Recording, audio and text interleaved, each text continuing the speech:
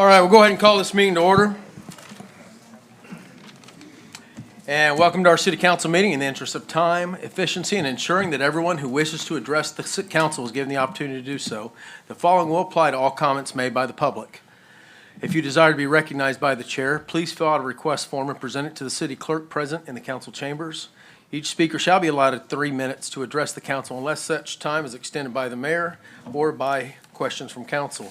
Group shall designate a spokesperson to avoid repetition of comments. Every effort will be made to avoid interrupting speakers. Thank you for participating in your city government, and please silence all electronic devices. And I'll call this meeting to order now.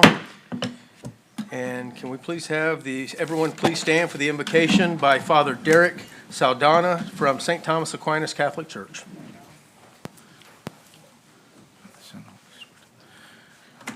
Let us pray. Lord, at Christmas, you came to us as the Prince of Peace and brought us hope by your birth in Bethlehem. As we begin this new year, we pray for peace in our world, peace in our beautiful city of St. Cloud, and most importantly, peace in our hearts. May our hearts continue to be filled with hope and faith as we begin this year. We ask you to pour out your Spirit on our leaders, on our mayor, our city council, and the staff of our city. We ask you to bless in a special way our first responders and those at the front lines. May they know of your presence with them. And we pray, Lord, that tonight we will approach this meeting in a positive spirit, always keeping in mind the common good of every citizen and the dignity of every human person. We ask this in your most precious name. Amen. Thank you, Father. Please remain standing for the Pledge of Allegiance. I pledge allegiance to the flag of the United States of America and to the republic for which it stands, one nation, under God, indivisible, with liberty and justice for all. Thank you. Please be seated. Will the clerk please call the roll? Mayor Robertson. Here. Deputy Mayor Gilbert. Here. Councilmember Paul. Here. Councilmember Urban. Here. Councilmember Fletcher. Here. All right, first we have an agenda update, city manager. We have none at this time. Thank you. All right, thank you. All right, and we have a presentation of Employee of the Month for the month of January to Michael Wager.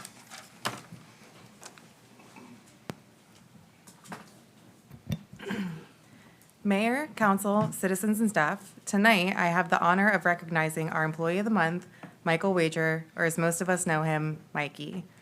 Mikey is our sexton here in Parks and Recreation. Now, if you're wondering what in the world is a sexton, don't worry, I am here to explain. It's easier described by slightly modifying our parks motto. So for me, it starts in parks, but for Mikey, it ends in parks. So in short, Mikey maintains Mount Peace Cemetery. But in true form, that job doesn't even begin to paint the full picture. Since at least February, Mikey has also been an important member of our special events team, where he's a driving force behind Trail of Terror. He spent countless hours in the pre-planning months walking Peghorn Park, mapping storylines, and helping craft an entirely new and unique concept for the event. All of this was done outside of the scope of his regular duties, not because he was asked, but because he genuinely loves the event and wanted to see the entire Parks and Recreation team shine. His love for all things horror is the reason this story came to life and the reason it will continue to live on year after year. Mikey's work is a perfect example of innovation and improvement. He developed a brand new concept for building temporary walls that can be reused each year, saving money and maximizing efficiency. But did he stop there? No. Mikey is the reason the Trail of Terror build is as successful as it is. He researched, tested, and refined methods to make every element better than the last. I can only imagine how many off-the-clock hours were spent exploring new crafting ideas, all of which he brought back to make Trail even more horrifying in the best way possible. From fake fires to a water well, from tables to shelving units, Mikey turned ideas into reality with creativity and precision. There was never a request too big or a detail too small, and there was nothing brought to Mikey that he ever said no to, even if it was a last-minute 24-hour notice request for a windmill. At the same time, Mikey truly embodies empowerment and teamwork. He was out at Peghorn Park day in and day out, teaching our recreational aides how to build what was on the agenda, empowering them to learn new skills and take pride in their work. He made sure everyone had the tools they needed and that proper protective equipment was always worn, even keeping extra on hand so that no one ever had to leave their shift. He even took the time to patiently teach one special events manager how to safely and effectively operate a table saw, simply because I said in passing that I thought I would be really good at it. Mikey never hesitates to share his knowledge, build confidence in others, and encourage the crew to try something new. No idea is too big and no detail is too small. And even after months of planning, building, and teaching, Mikey was still the first to arrive and the last to leave, making sure every last task was taken care of. On the final night, he even spotted an opportunity to capture content for next year and made sure it happened, continuing to build on a story that, thanks to Mikey's creativity, is truly 365 days in the making. I could go on and on about the deserved recognition all night, but what it comes down to is this. Mikey's tireless dedication, creative skills, and the ability to lift everyone around him made Trail of Terror not just a successful event, but a perfect example of what Parks and Recreation can achieve when passion meets collaboration. Please join me in congratulating Mikey.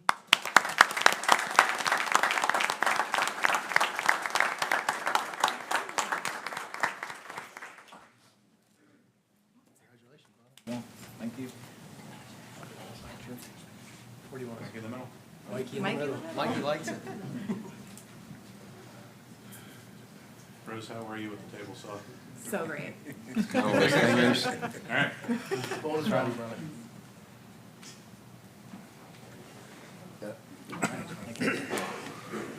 Yeah, Mike, I'm incredibly proud of you, man. I've known you since you were probably 8 years old, and your whole family, public servants here, brother's an officer, brother-in-law's our park ranger. I mean, these guys, it's an amazing family. Your mom, obviously, is looking down, so proud of you, you know. All right, brother, take it easy.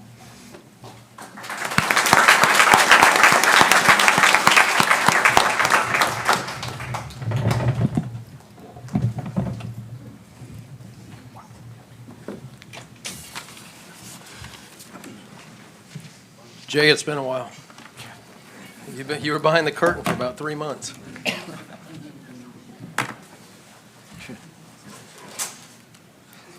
All right, first up, we have the consent agenda. Next portion of tonight's meeting is the consent agenda, which contains items that have been determined to be routine and non-controversial. If anyone in the audience wishes to address a particular item on the consent agenda, now is the opportunity for you to do so. Additionally, if staff members of the city council wish to speak on a consent item, they have the same opportunity. Will the clerk please read Resolution A? You want her to read it? Oh, I'm sorry. Nope. Anybody on council want to pull anything for discussion?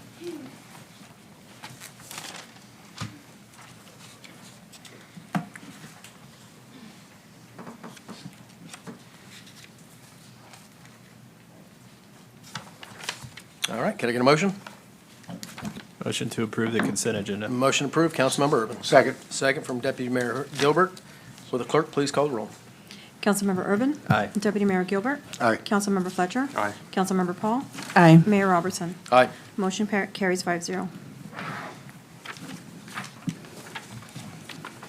All right, and next we have the citizens forum. Any person who desires to comment on any item not on this agenda is provided this opportunity to address the city council. Each person is requested to complete a sign-in form to be provided to the presiding officer prior to, as soon as practical thereafter, the person addresses the council. And first up, we have Ms. Teresa Mailhot.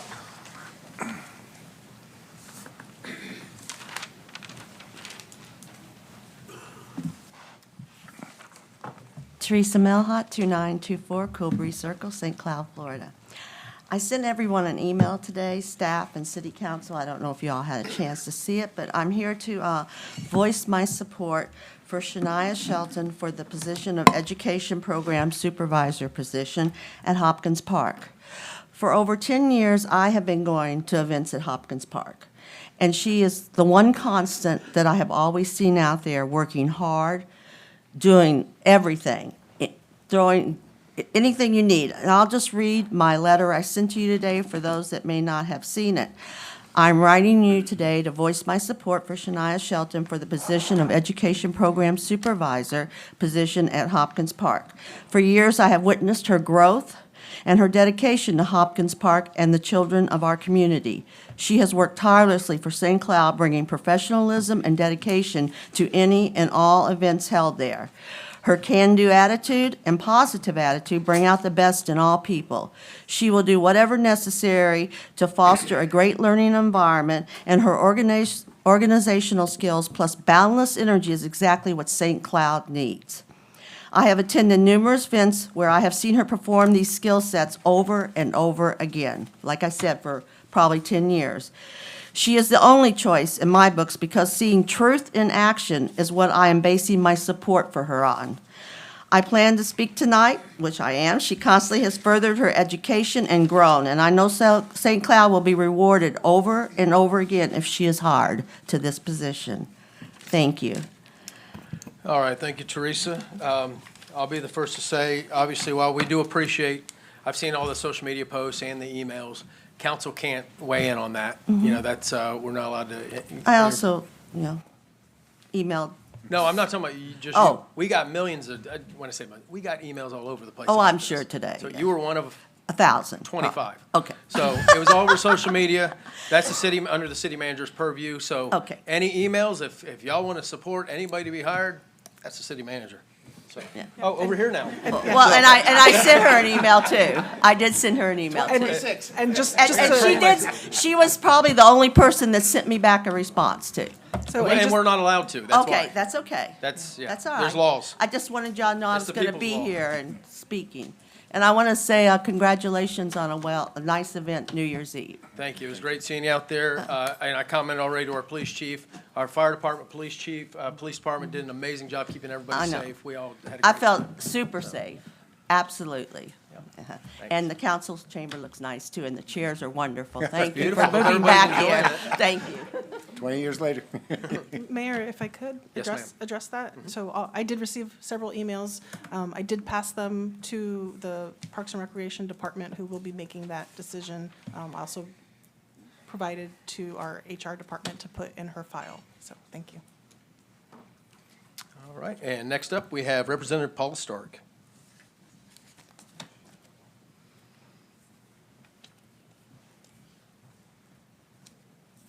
Good evening, council members, city manager, city attorney. Thank you for allowing me to have just a few minutes. I know you all know I'm here because I have sent all of you a text message, and I've had some conversations with staff. Stephanie, and she has gone to the deputy city manager. And it does appear like that we are going to try to address the issue I'm bringing forward tonight. So I appreciate all of the feedback and the input. I do understand that it's being put on an agenda coming up in February, but since I will be in Tallahassee representing you, I will not be here.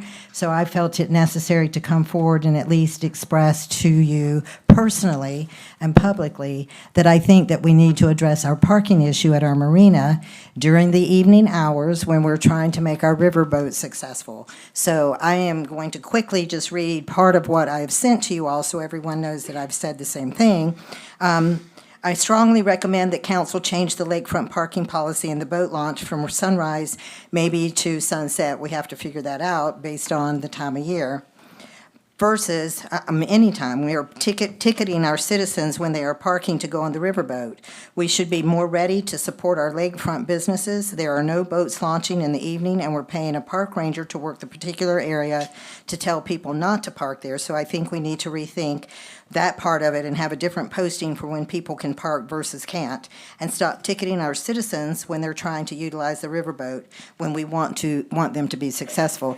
Not to mention, if we're trying to, and hopefully we will get to the stage, and I plan to help do this, is to bring different people, visitors from outside of the area, and what kind of message does it send if we ticket a visitor that comes into our area, then that gives them a bad taste in their mouth. So I know that this is just one of those things that's been like an oversight. We go, out of sight, out of mind, but it is not out of my sight and out of my mind. So I wanted to bring that forward and make sure that you knew that I think that we really, really, really need to consider doing something and not put these people where they have to pay a ticket because that's what's happening. Plus, I don't know that we need to pay a person to be down there telling people not to park. I think we can make some kind of ruling and then have proper signage that will address that issue, and then that makes a win-win for everybody. But, there's no point in charging our people when they maybe don't know. And secondly, some of them can't walk that far.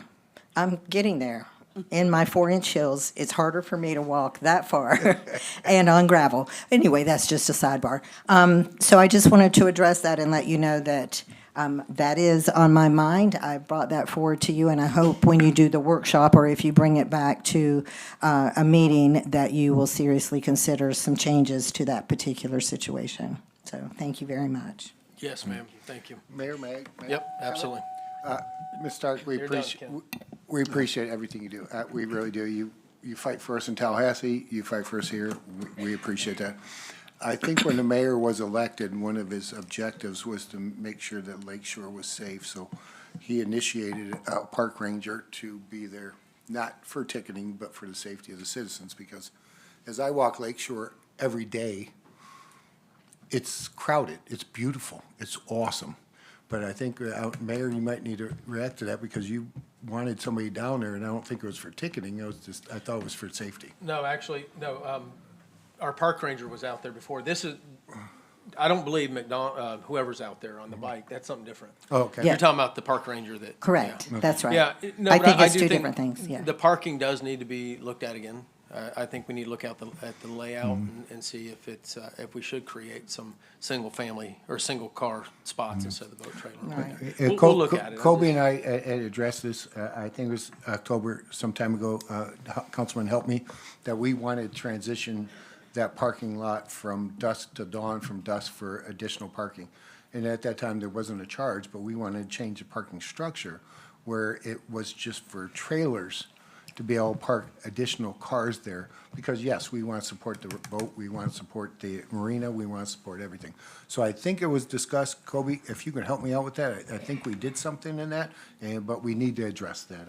We changed a little bit when it came, but could you help me out with that? Yeah, I think it's been a while, probably it's been over a year now. I think it was before Councilwoman Paul and the mayor were even on the council, but we had talked about at a certain point, at least after dark, allowing everyday citizens to park there.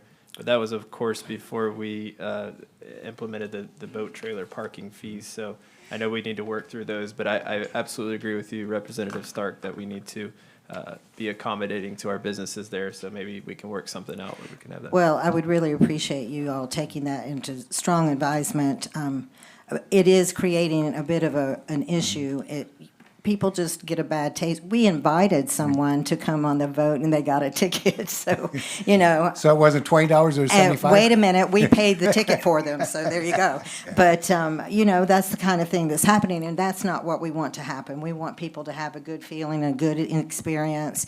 And I know this is probably just an oversight, but it needs to be brought forward. We need to come up with some method that people can come down there, they can go on the riverboat or whatever it happens to be. And by the way, I will tell you, the park ranger who is down there in the marina building is as sweet as he can be. I'm just going to say that. I personally had a conversation with him, and he probably thought, what just happened to me?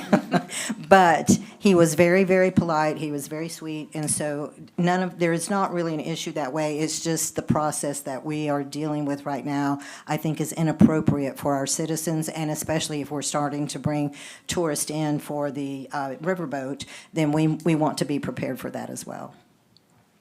Thank you very much. Thank you very much. All right, the mic's off. Anyone else in the audience like to speak during the citizens forum? All right, with that, we'll move on to our public hearings. Will the clerk please read public hearing A? Final public hearing for ordinance number 2024-50, an ordinance of the City Council of the City of St. Cloud, Florida, adopting the ordinance adopting a large-scale comprehensive plan amendment incorporating comments submitted by the state of Florida, and after initial adoption of the ordinance and pursuant to section 163.3184 Florida statutes, amending the Florida land use element of the comprehensive plan, project CPA 24-001, 0007, providing for amending the official future land use text and map of the comprehensive plan, following the Planning Commission's recommendations, proof of publication, applicability, effect, severability, copies on file and effective date, and scrivener's errors. Good evening, Melissa Dunklin, Director of Community Development. This item before you tonight is for the readoption of ordinance number 2024-50, the city's future land use element of the comprehensive plan. As a quick refresher, the future land use element is one of the main components of our comprehensive plan. It governs the general distribution of character of land use and character of land uses throughout the city, promotes growth management best practices while ensuring compliance with state statutes. More importantly, this element establishes St. Cloud's framework to address community needs and advance a community-driven vision to our future. As you may recall, back in 2017, the city developed a plan titled Envision St. Cloud. This plan included building blocks to implement our vision of a livable town that embraces both our downtown and our lakefront, with planning practices that reinforce our history and local character. It seeks to improve connectivity, celebrate our parks, lakes, and open space while expanding employment opportunities. These building blocks are the key foundation of our work on the elements of our comprehensive plan. As background, on October 9th, 2025, the City Council approved transmittal of our large-scale comprehensive plan amendment adoption package to the Florida Department of Commerce. And then on November 24th, 2025, Florida Commerce denied the update based on their interpretation that it violated provisions of Senate Bill 180. Okay, in order to give you proper context, I will take a few minutes to summarize the background of Senate Bill 180. Senate Bill 180 was introduced as an emergency management land use bill signed into law. The bill's original intent was to streamline recovery in the aftermath of declared emergencies. However, it introduced several changes to state policy on disaster response and recovery by local governments. Specifically, Senate Bill 180 prohibited impacted local governments from adopting regulations or procedures that were deemed more restrictive or burdensome than those that were in effect as of August 1st, 2024. The lack of a definition for restrictive or burdensome actions created uncertainty about whether routine planning procedures could violate state law.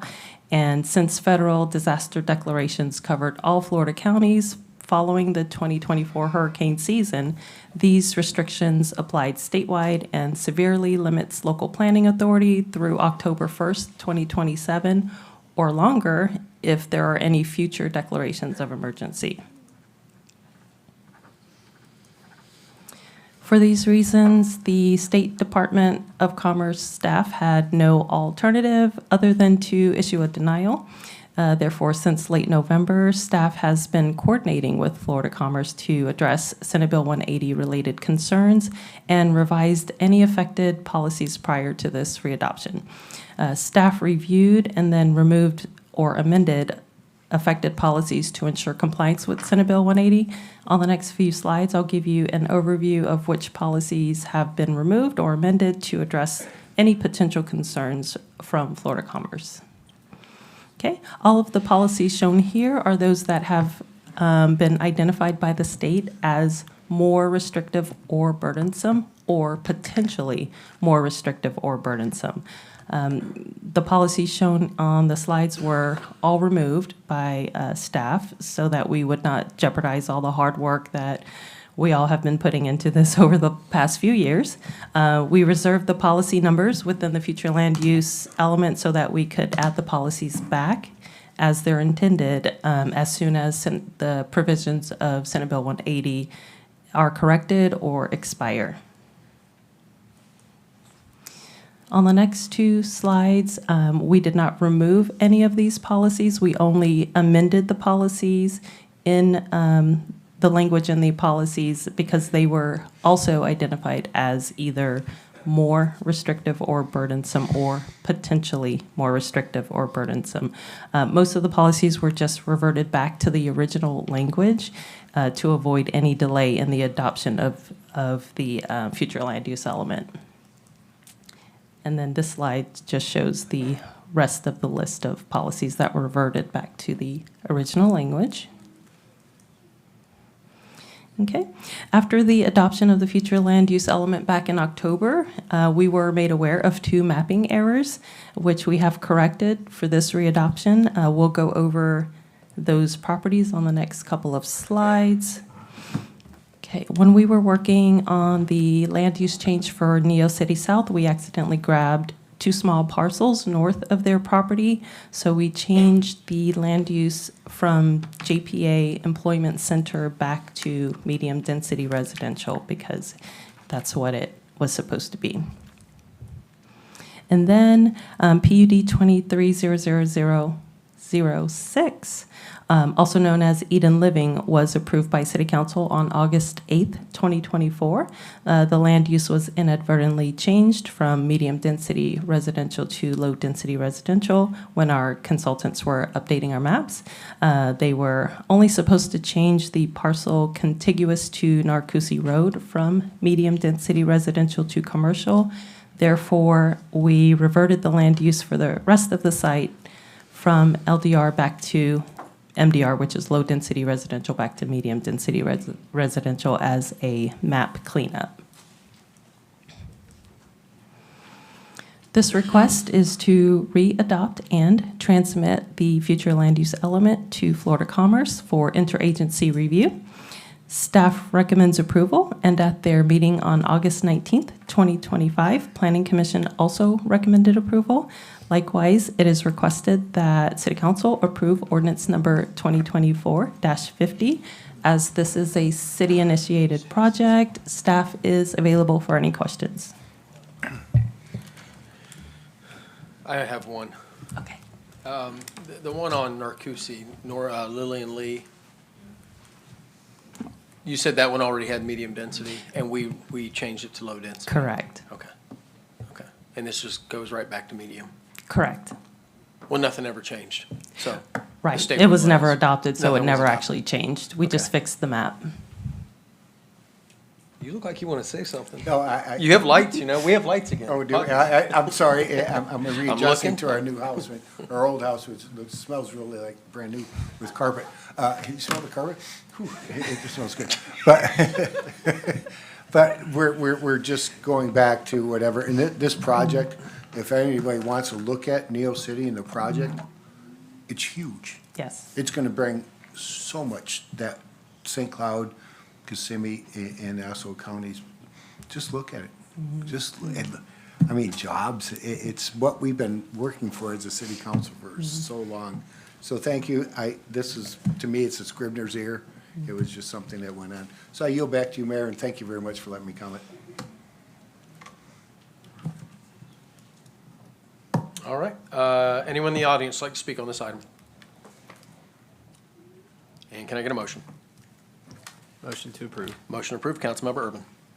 Second. Second from Councilmember Paul. Madam Clerk, please call the roll. Deputy Mayor Gilbert. Aye. Councilmember Fletcher. Aye. Councilmember Paul. Aye. Councilmember Urban. Aye. Mayor Robertson. Aye. Motion carries 5-0. All right, thank you, Melissa.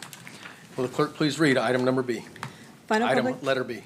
Final public hearing for ordinance number 2025-78, an ordinance of the City Council of the City of St. Cloud, Florida, generally amending Article 13, Special Purpose Overlay District, Section 3.13.3, Entertainment District, amending subsection C, outside consumption in the district, deleting the requirements of permits for certain events, deleting subsection D, Entertainment District Event Permit, subsection E, Policies Protection, and subsection F, Fire Protection, and emergency medical services, providing for conflict, severability, administrative corrections, codification, and publication, and effective date.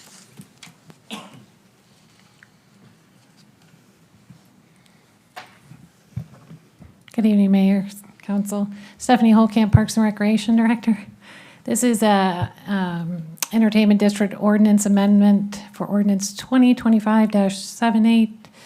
It amends the special event portion of the Entertainment District Ordinance only.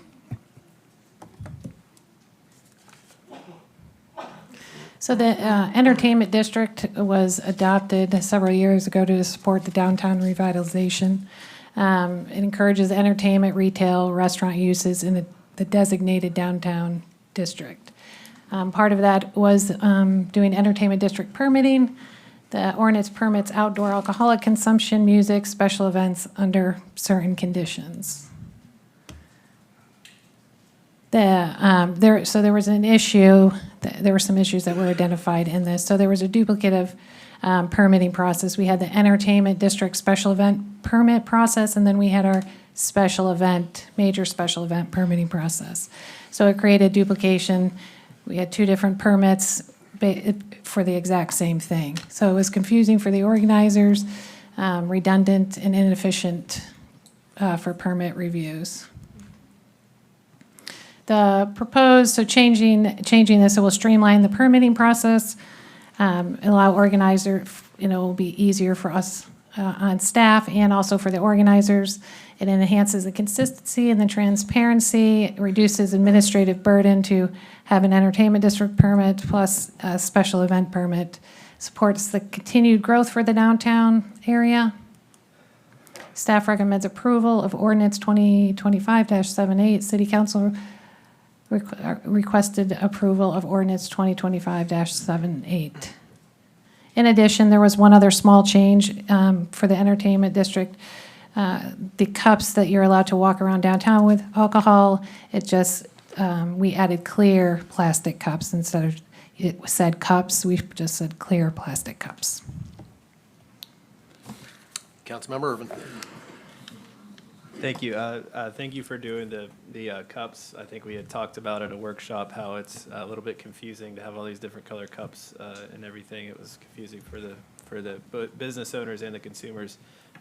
We also talked about possibly extending the entertainment district hours for every day of the week instead of just Thursday to Sunday. Are we still looking at doing that? City Manager. Thank you. Excuse me. At the workshop, the direction to staff was for us to go out and research entertainment districts and come back so that the city council could have a comparison, and we could potentially make additional changes. So as part of that, we would be potentially extending the dates and times. Okay, thank you. Thank you. Deputy Mayor Gilbert. It was quick. But Councilman Urban, I agree with you. If we set some guidelines in some districts, it shouldn't be Thursday through Wednesday or Wednesday through Thursday. There's people that work nights, days, different hours that want to go to an entertainment district. We shouldn't govern them on when that district is open. Because there's many people that work here in St. Cloud that work midnight or work the mid-afternoons or work the weekends. So I don't see why it should be date or day specific. If we're gonna have an entertainment district, it's gonna be governed by the same way. I think it should be every day during the same hours. And I'd ask council to consider that for all the working folks here in St. Cloud that work the third shift, that work the second shift, that work the weekends. So I yield back to you, Mayor, but that's what I'd look at an entertainment district, not just for the Friday night 20-year-olds, but everybody that lives in the city of St. Cloud. I yield back to you, Mayor. I got a quick question for the attorney, I guess. Can we make a motion with an amendment to this to just add the dates now? or do No, we we need to- can't, it's okay. not, it wasn't advertised for that. We'd have to bring back a different ordinance to address the code change. Okay, thank you.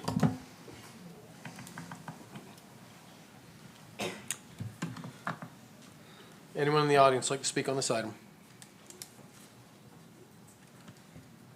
And what's the pleasure of council? Motion to approve. Motion approved. Councilmember Paul.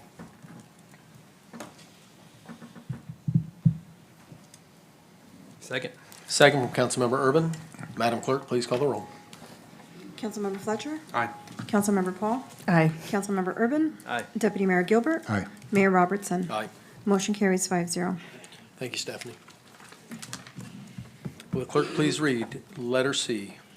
Public hearing for resolution number 2026-00002, R, a resolution of the City Council of the City of St. Cloud, Florida, granting a subdivision variance to reduce front yard setbacks for lots 52 through 88 on previously approved subdivision construction plans on the R1B zoning district on the plus minus 43.259 acres of land known as Tyson Reserved, VAR 24-00001, generally located north of Casey Durham Road, east of Nora Tyson Road, and west of Chatsworth Circle, as described in the body of this resolution. Good evening, Melissa Dunklin again, Director of Community Development. This item before you tonight is for a subdivision variance for the project known as Tyson Reserve. It is generally located north of Casey Durham Road, east of Nora Tyson Road, and west of Chatsworth Circle. The subject property has an existing future land use designation of low-density residential within R1B, single-family dwelling zoning district. The subdivision construction plans for this project were approved on February 19th, 2024, and the subsequent final plat was approved on March 10th. Excuse me, I'm sorry. Can y'all not lean against that, please? Yeah, I'm seeing it pushing back, and that's, so we want to preserve that. Thank you. Sorry, Melissa. Oh, it's okay. I'll start over at the prior approvals. The subdivision construction plan for this project was approved on February 19th, 2024, and the subsequent final plat was approved on March 10th, 2025 by the Development Review Committee. The Land Development Code requires the front yard setback for the R1B zoning district to be 25 feet from the front property line. The applicant is requesting a variance for up to a 9-foot encroachment to accommodate the front porches. Specifically, the applicant is requesting lots 52 through 58 to only have a 16-foot. 88. I'm sorry. 52 to 88. Oh, what did I say? 58. Oh, oops. 52 to 88, thank you. Specifically, they are requesting to have a 16-foot front porch setback and a front facade setback of 20 feet. These are, the lots are affected by the required site grading, which hinders their ability to have a typical and usable backyard for their product type. Here's a graphic representation of the low-density residential future land use. And here is a graphic depiction of the R1B zoning district. This is a snippet from their provided concept plan so that you can see how the product would be situated on their site with the proposed front setbacks. All the other setbacks for R1B have been met. Staff has reviewed this request for the subdivision variance on or before November 24th, 2025, and we recommend approval. Likewise, it is requested that council also approve resolution number 2026-002R. Staff and I believe the applicant is available for any questions. All right, thank you, Melissa. Would the applicant like to speak on this item?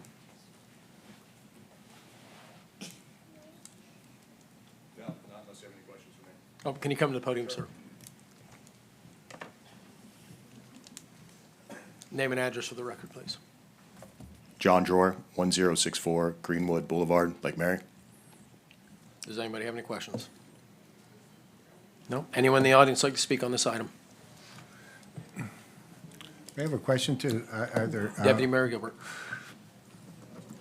From what I understand, and we have a great audience here that are great St. Cloud citizens, you're looking at a portion of the setbacks to be a southern-style porch, to be greeting people that come and walk through the walkway, or it's almost, it's hard to explain, but it's a southern-style porch, a big porch in the front. Is that what we're looking at? That's correct. And what percentage of the housing has that?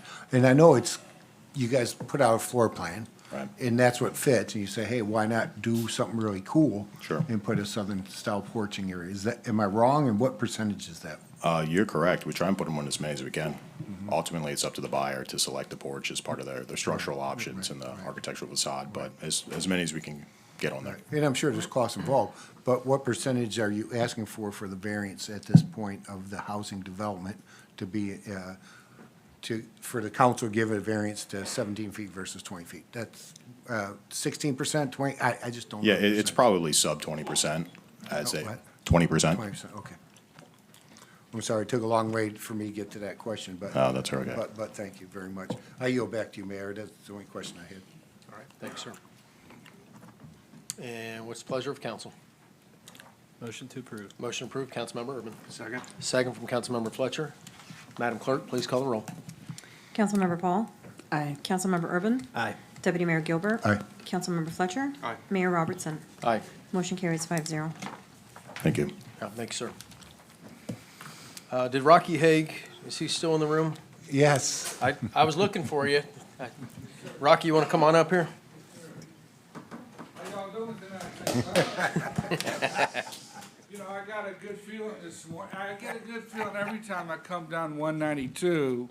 And let's see, I get to about the turnpike. Rocky, can I get your name and address? Yes, sir, yes, sir. I'm sorry.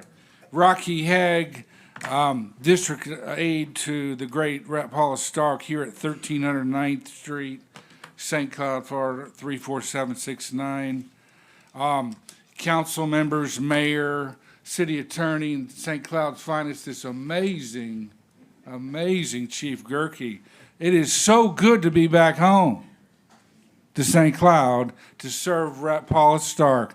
Everyone in this room, everybody watching within earshot, you are my boss because I serve your representative. So here's my cell phone. It's 407-583-9443. And we have a wonderful office in this magnificent new city hall. I didn't know what y'all have been doing the last few years I was gone. You have got the framework now. I think St. Cloud is going to be an amazing region to live. The city hall is amazing. I've got a nice little office in Rep. Stark. Just when y'all come into City Hall, it's to your left and left, right across from the Toho desk. I just have one vision to share with y'all.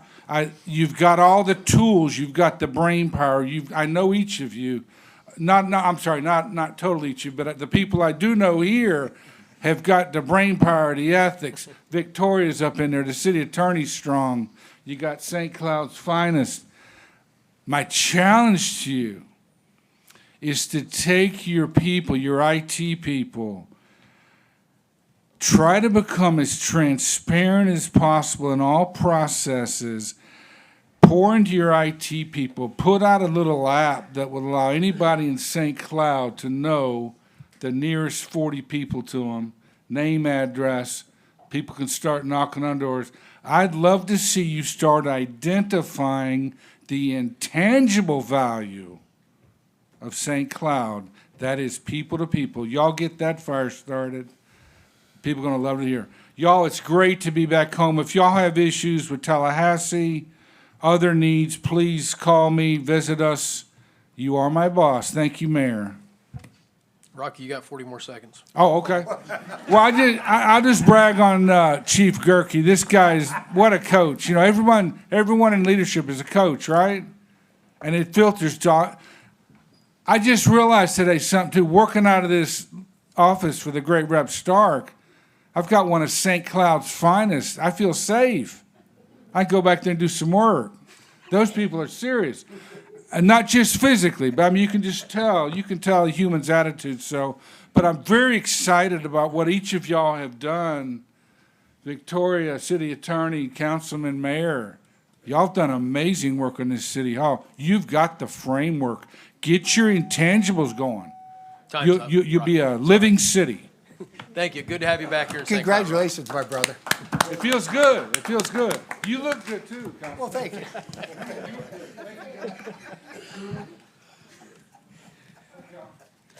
All right. Before we get going, we just held the vote for public hearing C. We had John Drower that wanted to speak on it.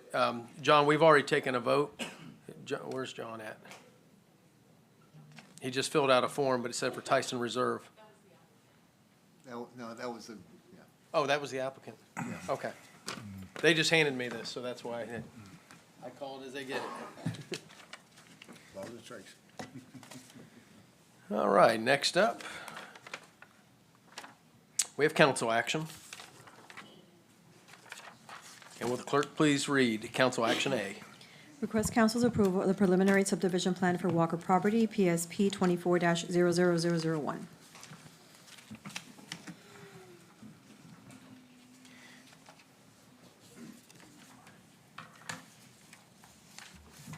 Good evening, Melissa Dunklin, Director of Community Development.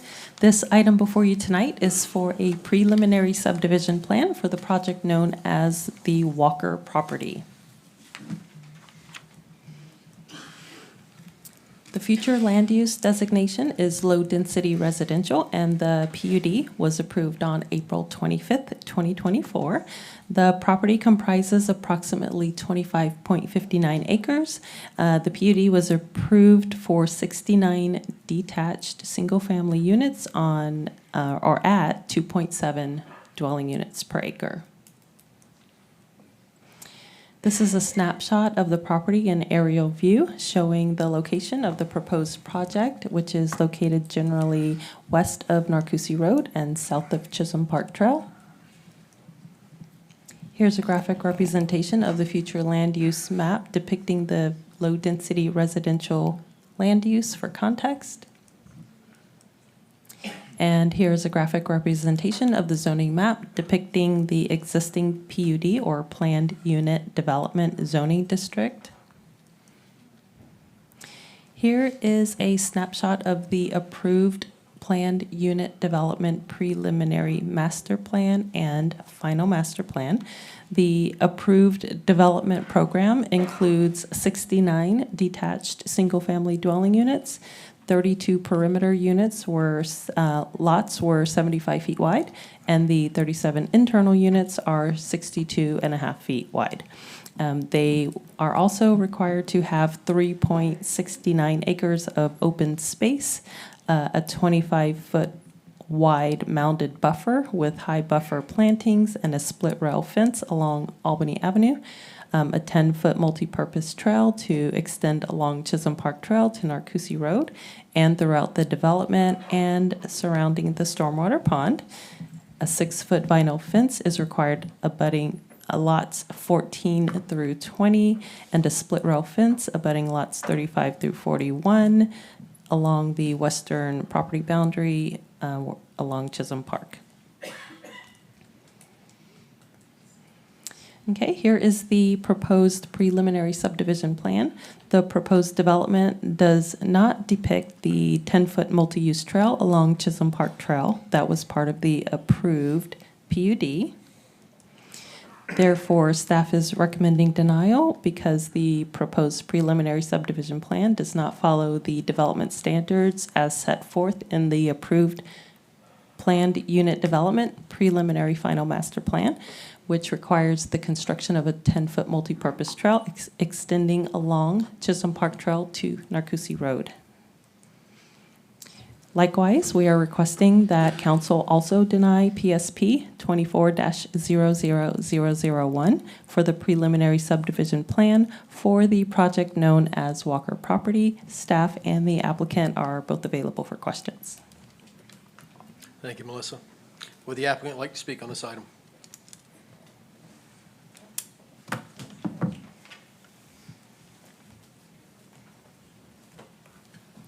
Good evening, Joe Thacker, 17 South Orlando Avenue, Kissimmee.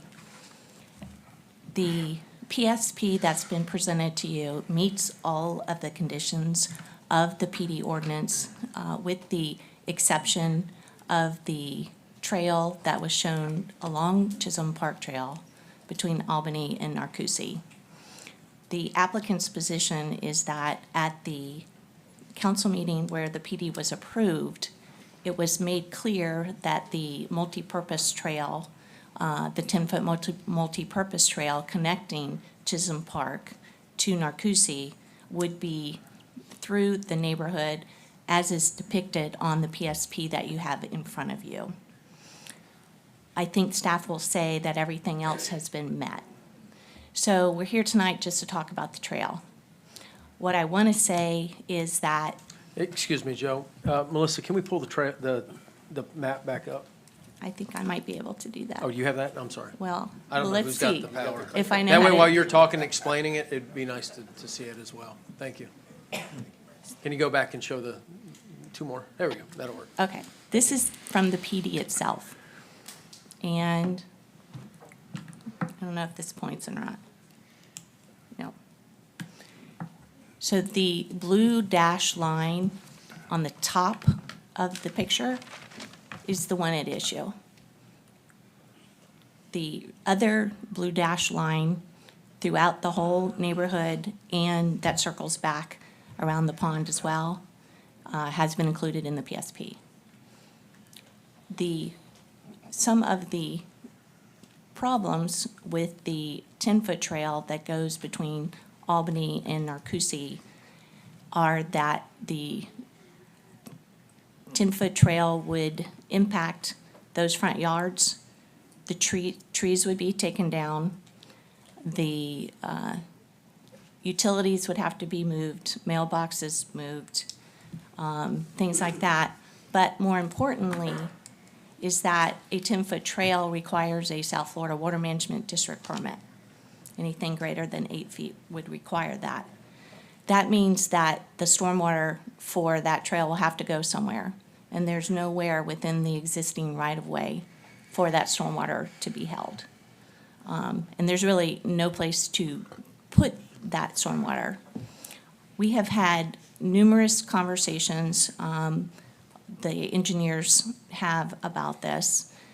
We continue to have conversations as of today with your Public Works folks. They have asked for additional information concerning how that trail might work in there and how the stormwater could be done. We're happy to provide that information and get that back to you. I don't have a concern, and I did let the city attorney know today. We're happy to amend the PD, come back and amend the PD to remove that if you want it, or to change it. We're open to having discussion tonight about the direction from council. We've been trying to work this through for the last several months. So staff is in a position where they have to recommend a denial because of this issue. But that doesn't mean that we can't come up with a game plan that will work for both the city, the developer, and those folks along Chisholm Park Trail. So that's what I'm here to try to get some direction from council and to work with you all on getting a solution that helps everybody. All right, thank you, Joe. Would anyone in the audience like to speak on this item? All right, City Council. Any comments from council? Yes, please. Deputy Mayor Gilbert.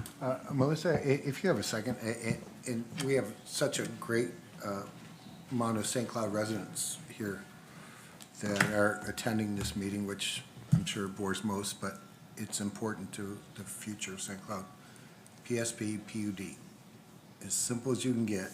Can you explain it so the folks in the audience understand the difference? Sure, yes. So a planned unit development, or PUD, is a negotiated zoning designation for a property which allows the applicant to request deviations from our code in order to have a development that is more innovative, and that gives the city the ability to request improvements that are above the minimum requirements of the code. A preliminary subdivision plan is like a pre-plat or a pre-engineered plan that demonstrates that the project can actually work. Kind of like a plug and play. Right. Versus, Right. we want to work with you, you want to work with us. So if you want this development to be a high-end graded development, we would ask for these specific things, and you'd work it out. Correct. That's how business is done. Yes, sir. You have a PSP and then you have a PUD, and I apologize for being redundant. However, I'm on the board of MetroPlan, and part of this passage is part of the Ocala to Okeechobee path.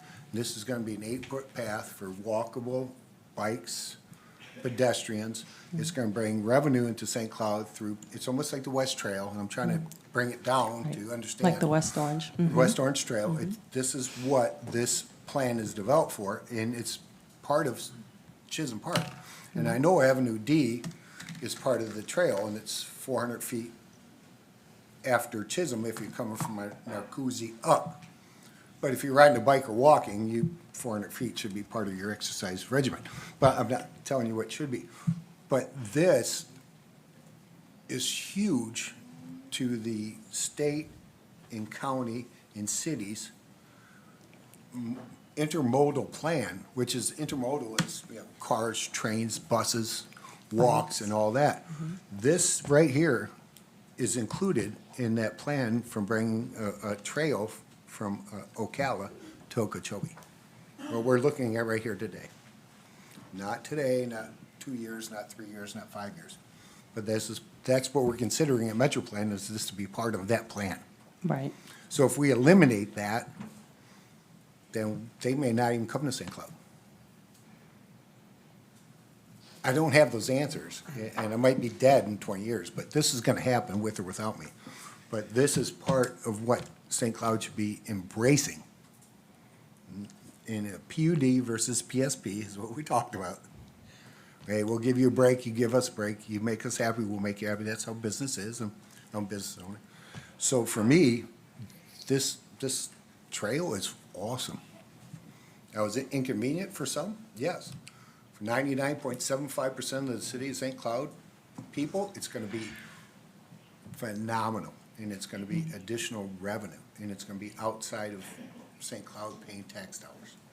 So I yield back to you, Mayor. I just wanted to include all this because I'm in part of that board, that this is part of the, if we say no, it's gonna affect the trail from Ocala to Okeechobee.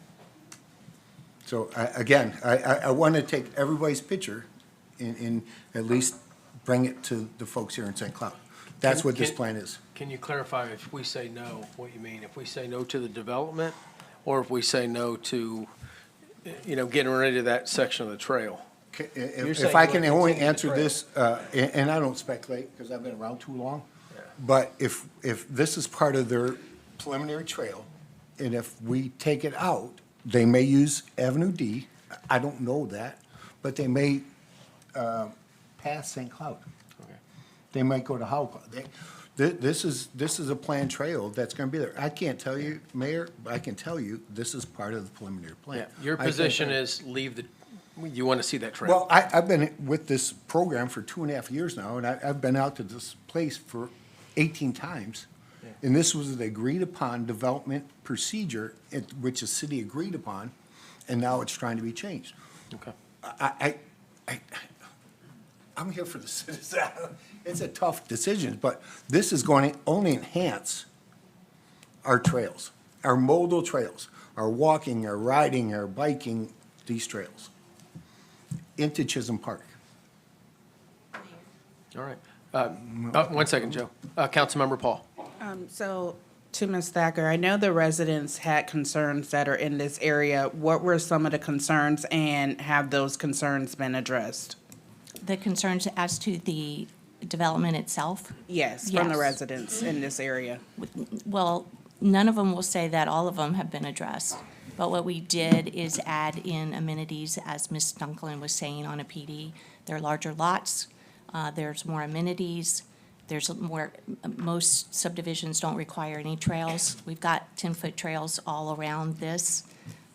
We've got connectivity, we've got a whole bunch more than what's required in a regular subdivision. So all of that was addressed in the PD ordinance. We also did not put parking along Albany on the one side where the neighbors asked us not to. There were a lot of concessions that were done. And one of the concessions, if we're talking concessions, we did get with staff and offer to pay into a sidewalk fund an amount that would pay for this trail at some time in the future when it could be addressed as to how that corner is going to be developed. And when the city, this is now a county maintained road and not a city road, when it comes under the jurisdiction of the city, those kinds of things. We're still willing to pay into a sidewalk fund to have the trail be there. It's a question of how much, and we did give an estimated value several months ago. It was initially approved by staff. Just last week, we were notified that they might want more. So we are still looking for ways to move forward to get the development. This development's been going on for many, many years. They're ready to go forward to provide a really nice subdivision in this area so people can live right next to Chisholm Park and walk there and enjoy those kinds of amenities.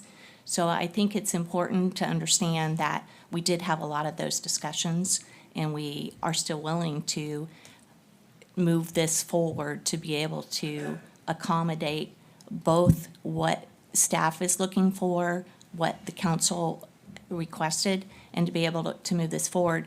Because right now, that the PSP doesn't have the trail, but we're willing to pay into it, the fund, so you all can build it when the time is right. And also, the only other thing is the size of the trail. There's really not much room for a 10-foot wide trail in there. And you're triggering the South Florida Water Management District permit requirement. You all probably will want to take a look at that. And so that's why we're here, to try to have those discussions to give direction.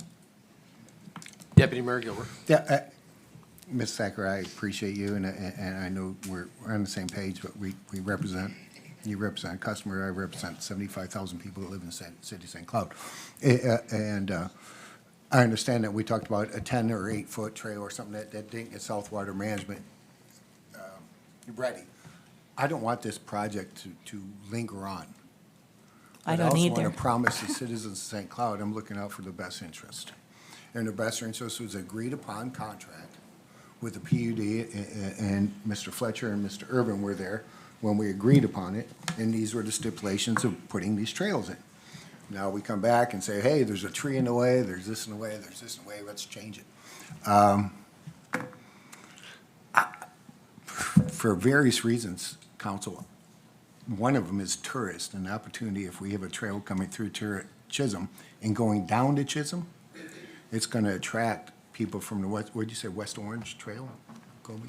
Have you ever been on the West Orange Trail? I have not. It's crazy. You drive up and it's beautiful. You can picnic and it's a 10-foot trail. They bike, they walk, I don't know if anybody in the I would love that here in St. Cloud. So I don't know how to compromise, and we look at Street D, and that could be it, but It's there. I'm on looking at Street 20 D. years. I'll be dead, but this could be really cool Right. for the city of St. Cloud. Right. It just really.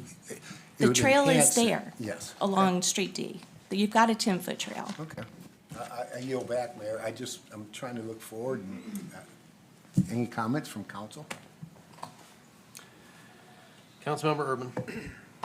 It was my understanding, I did meet with the applicant earlier this week. It's my understanding that they're still building the trail, it's just kind of taking a extra turn because of the constraints there. Plus, they're going to be paying into the fund for it. So if that's the case, I completely understand what Deputy Mayor Gilbert is saying. The trail is very important. If that's the case, eventually, we're going to have a trail that goes through Avenue D and also a trail that goes straight down Chisholm Park Road trail eventually when that area redevelops. But that's just how I understood it. I'm just talking this through with the council. Councilman Urban, I understood there's a sidewalk fund, and I'll have to ask the attorney for specifications, because one, I don't think it's legal, and two, is looking at $35,000-$40,000. There's nothing that costs you less than $1 million. Good point. Are you asking the city attorney to chime in on this? No, we talked about the sidewalk. There was an opportunity where I was trying to look at, Mayor, and I apologize, I was looking at options. I'm looking at what we can do to make this thing work, because this is 2.5 years in thing. And they said, well, you can put a sidewalk fund in, and we'll give you 35 grand. Well, you can probably put maybe one house worth of sidewalk for 35 grand. You can't put 1.1 mile. City attorney. Thank you, Mr. Mayor. So maybe I can help, we can move it forward, because I think, as Mrs. Thacker pointed out, and we all, staff and Mrs. Thacker agree, you can't approve the PSP the way it currently is before you right now, because it's inconsistent or it's not consistent with the PUD ordinance that was adopted. So what we were looking for is some sort of direction about how the council felt so that we could try to resolve this in one way or another. The way I see it, there's a couple options, right? There's probably two options, and one has probably two subsets to it. So the first option, obviously, is you tell the applicant, we agreed, we want the trail the way it is, and you gotta put the trail in there. The second option is we consider in the future amending the PUD to allow for the trail that's showing on the plan, right? Not on this one, but on the other This the other one one. at the top. Well, to take out the blue piece and then leave it the way it was in there, like that, so it'll be consistent with that, and you amend the PD to do that. This, as a subset of that, you could say, we're okay with doing that, the way it is there, and then we would like the developer to deposit money with the city for the city to eventually build the extension of the trail as it's shown on that other exhibit. Either way, if you do any of those options, or at least if you do the second options, the PUD is gonna have to be amended, because the PUD currently doesn't provide for the deposit of the funds with the city to satisfy the condition in the PUD. So either way, you'd have to do that. So we just need some direction on what you feel is the best situation to resolve this. And we are agreeable to amend the PD. You are. Yes. All right. the Can city you go attorney. back to the last slide again, please? Thank you.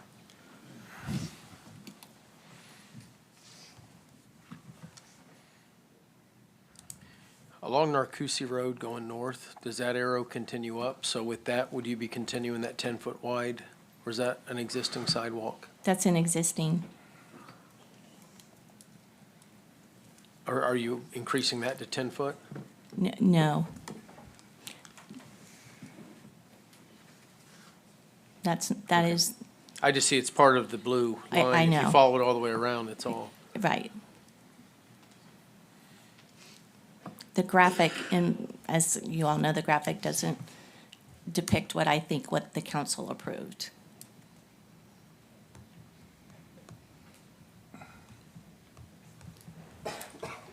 Okay, I think based on the city attorney's advice that we need to amend it. If any of these options, the PUD needs to be amended. Is that correct? Unless you just stick with the language that's in it the way it is right now. And require that 10-foot trail? Yep. Which you're not wanting to put that in. Well, it may take the city to get some stormwater. The PUD does require the city to get any necessary right-of-way that's needed to build it. Yes. But we don't know the cost on it. We don't know how much. The stormwater, we know don't. what the cost of the trail will be, the estimate. So you won't know, if you choose to put money into a fund, if that was the. We did give an amount. We gave, that's been reviewed by staff. It was initially accepted by staff, but then they had some concerns that they brought to our attention. So this afternoon, we got a request to do some engineering work to give staff more information about what they think might be the cost. But we don't know if you'll even be able to get a permit on it, or whether stormwater will be necessary. So there's a lot of things surrounding the trail. Only this little piece of it.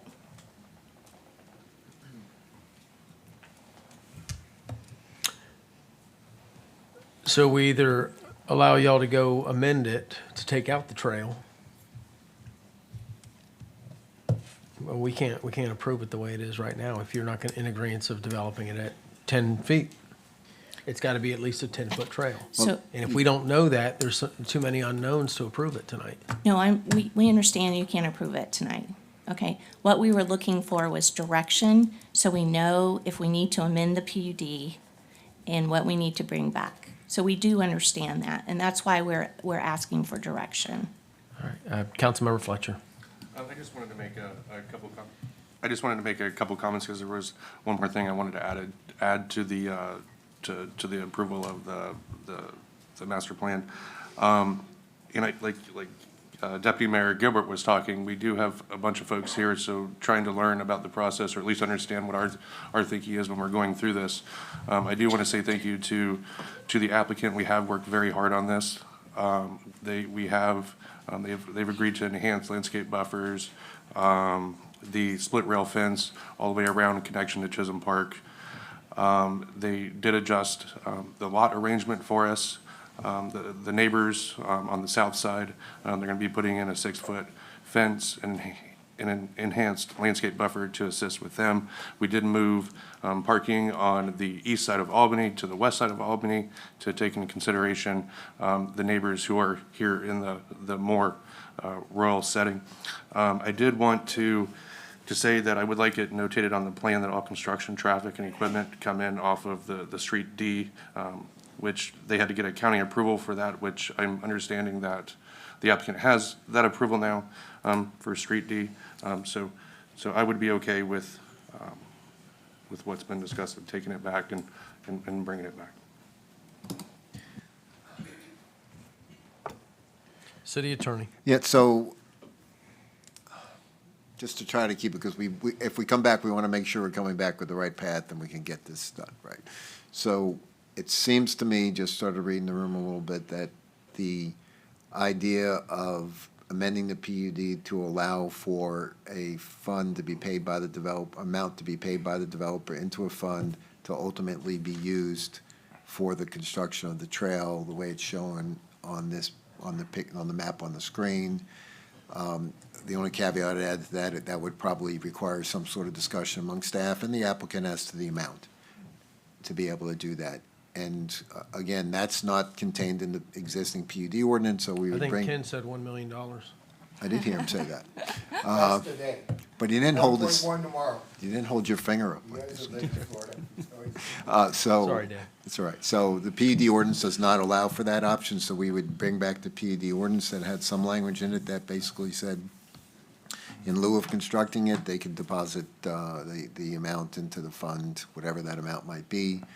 We'd put some timeframes on when the deposit would have to be made, of course, and then this exhibit would be changed to take off essentially that blue line. And then it would be up to the city at some point, if they want to extend the trail at that time, to be able to work through all the engineering and do the construction. Yes, sir. Does that, I mean, that Yep. seems to be some of the consensus as sort of a compromise to ultimately get the trail built and allow the project to continue. Yes. Kevin Feldlinger, do you have a moment, please? City Manager. That's actually Okay. what I wanted to discuss. I saw him Cameron's back there. Cameron's engineer Why- gave me why- comments why on you this earlier walking up? Can I today. say something, Mayor, would that be okay? While he's approaching the county?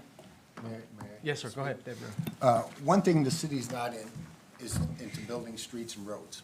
That comes federal, state, and county. We do connectivity roads, but we're not in the road business. If everybody knows the state streets, all that, but everything's county, state, and federal.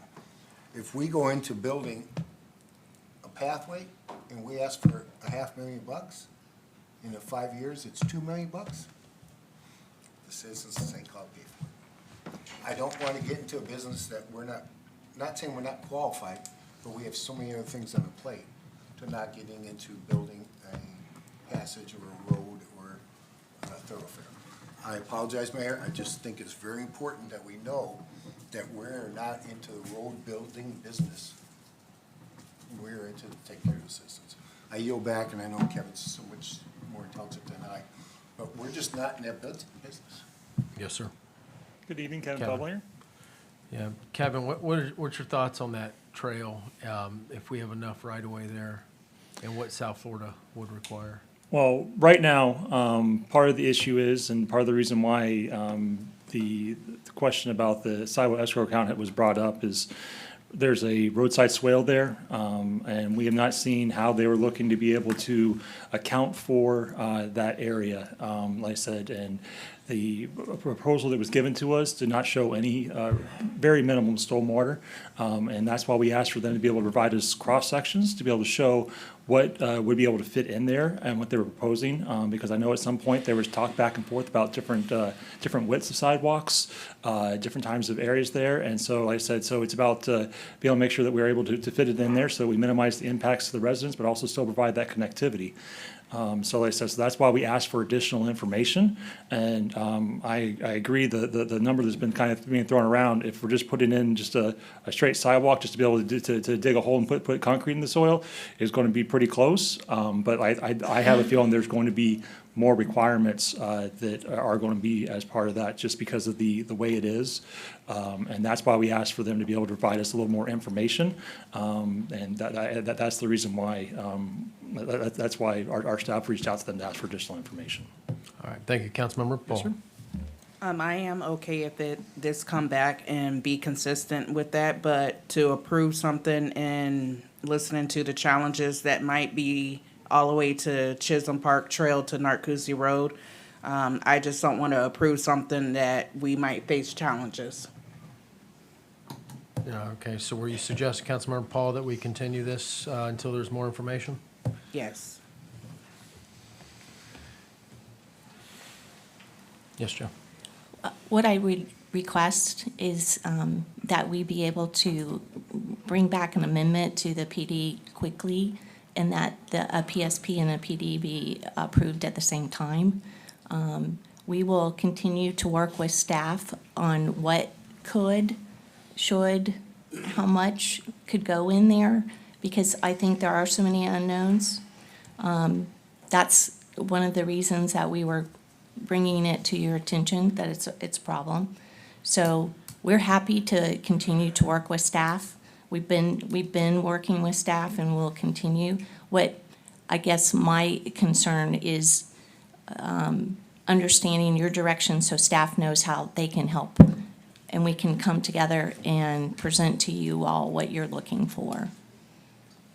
I think maybe during this next month, put together two options.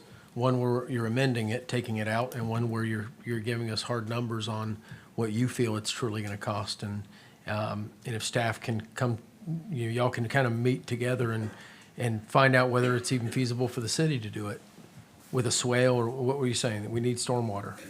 We don't know, and we don't know if we can even get a permit. Right, and that's where there's no way for us to know either, to be able to approve this tonight, I believe. So we would ask then for a continuance of the PSP.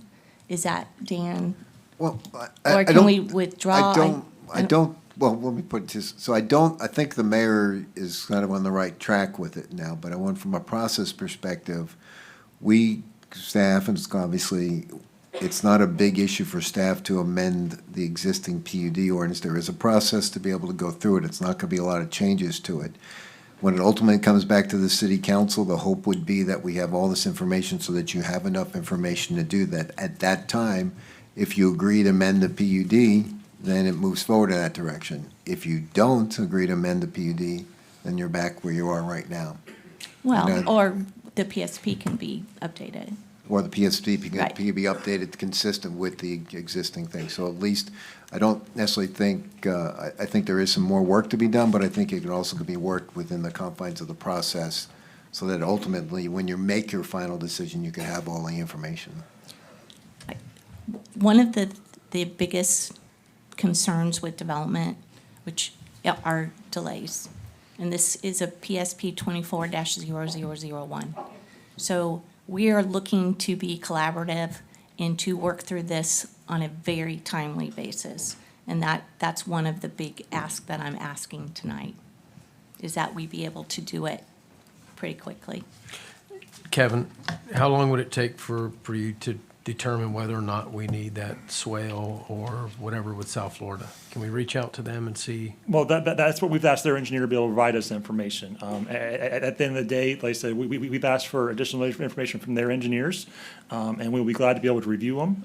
If the council would like for us to reach out to South Florida, I can reach out to South Florida tomorrow just to ask about sizes and that sort of stuff. But at the end of the day, it really is, like I said, about how creative we get with certain things, because, I mean, there's, you know, it's a sidewalk. There's only so many ways you can put a sidewalk in, right? And so at the end of the day, if that's the direction of the council, I'll be glad to reach out to South Florida tomorrow. Okay. Mayor, with your permission, may I ask a Deputy Mayor. question? Yes, sir. Is it a sidewalk or is it a path? It's, well, FDOT, the minimum width for a trail is 10 feet wide. Okay. So I said, but I've heard at parts that at some point it may be smaller or bigger, and that's what, that's part of the confusion we have also, because we have a hard time being able to tie down a price to something that may be 6 foot wide, maybe 10 foot wide. Like I said, may require drainage, may require pipes, may be able to be done with swales, maybe have different areas with, like I said, if we are able to get vertical curb, maybe we'll move it up a little bit. There's a lot of variables that we're not aware of, and that's why we asked for some typical cross sections, so we'd have a better idea about what the final product would be. And that's why we're working with the applicant to be able to have their engineer provide that stuff to You are us. so good at your job. I've learned so much from you. But a sidewalk is different from a trail. Yes, sir. Water is different from runoff. Certain regulations happen. You know the cost of doing business. I just don't think it's a city's business to build a trail. I don't think we need to put $50,000 at 1% return, and hopefully we can build it for $4 million. Well, I mean, And we don't know, I don't know. But you're putting this burden on our citizens. We've agreed upon a PUD with the applicant, and they agreed upon doing this. And it's okay, hey, I sold it, we're cool. And now it's, oh, we don't want to do that. I don't know. As a businessman, you have to question. We agreed, we shook hands, you signed an agreement, and now you want to change it. I don't know. It may be a revised work order. But I just ask the council to consider, we are not into the trail building business. But that trail that comes through here will create revenues for the city of St. Cloud through Ocala to Okeechobee. I yield back, Mayor. That's the only way I'm looking at it. And I apologize for this, but it's a great thing. City Manager. Thank you, Mayor. I was able to find my notes. I met with Dale Allen from Florida Greenways and Trail Foundation regarding that proposed trail. And when the question about the width was being discussed, Mr. Allen informed me that their plan was the trail would be a 12-foot multi-use trail. It's called the Lake to Lake Regional Ecotourism Trail. Originally, St. Cloud was not in the path, and Osceola County, according to Mr. Allen, I have not confirmed this with Osceola County, Osceola County proposed that they choose a path that goes through Sunbridge and connects to the city. We would be the last urban stop before 80 miles of rural trail, and that they were expecting this project to start in 2027 or 2028. So I just wanted to provide that additional information. I'm on the board of Metroplex, so that's what I fought for. Seriously, that's what I fought for. Bring it through us. Let's get the revenue, let's get the citizens, let's get the tourists. So, again, I should explain that, but on the Metro Plan Board, that's what I fought for, is to bring this trail through St. I yield back now. All right, thank you. All right, so the two options, we can continue it or deny it, right, Dan? Or approve it. Well, Those are you the could three deny options. the PSP right now, but it doesn't mean they can't bring it back to you at a later date once it's in. Technically, you'd have to deny because it's not consistent with the PUD. So, but I really think we can work through giving you more information and keep the project at least moving forward to a certain extent. And then at the end of the day, the applicant takes the risk that they come back in front of you and they basically, your position is you don't want to amend the PUD and they got to build the trail. Okay. Joe, are you happy if we just continue it to the February meeting? Would that give you enough time? Oh, of course, and we'll continue to work. I understand Deputy Mayor Gilbert's position. I'm not sure I understand everybody else's, but if staff feels like they have direction to work with us on a cost for a sidewalk, is what I'm hearing, then we're happy to do that and present something back to you all, working with your Public Works folks to see what actually will work within that right-of-way. Just so, if you continue to the February meeting, and we're fine with that, because that gives staff the time, the ability to get some information, and also council the ability to review that before the PUD ordinance comes back for an amendment. And that will, but it is an ordinance amendment, so that would, you wouldn't see the final PUD ordinance on that path until April, probably. Well, I guess if we file a PD amendment now, because y'all only meet once a month, I want to try to delay or move forward some of that process. And maybe what we can do, I've not tried this before, but I think it might work, is to file 2 different PD amendments. And we could do that to make the process move faster. That's between you and staff. Well, we could do that. Yep. And, you know, the bottom line is, if they could file, respectfully, they could file 5 or 6 different amendments. If you deny all of them, then the PUD stays exactly the way it is today. Right, but then that way, we know, you all make that decision, so then we can make sure the PSP fits with the PUD. So you're working towards, over this next month, with staff to find a way to get that 10-foot trail in? We're gonna work with staff to see if a 10-foot trail will go in, what those costs are, what some other options may be Okay. on width and things like that. Because I think movement is what you're looking for, pedestrian movement. You've got a lot of pedestrian movement throughout this development.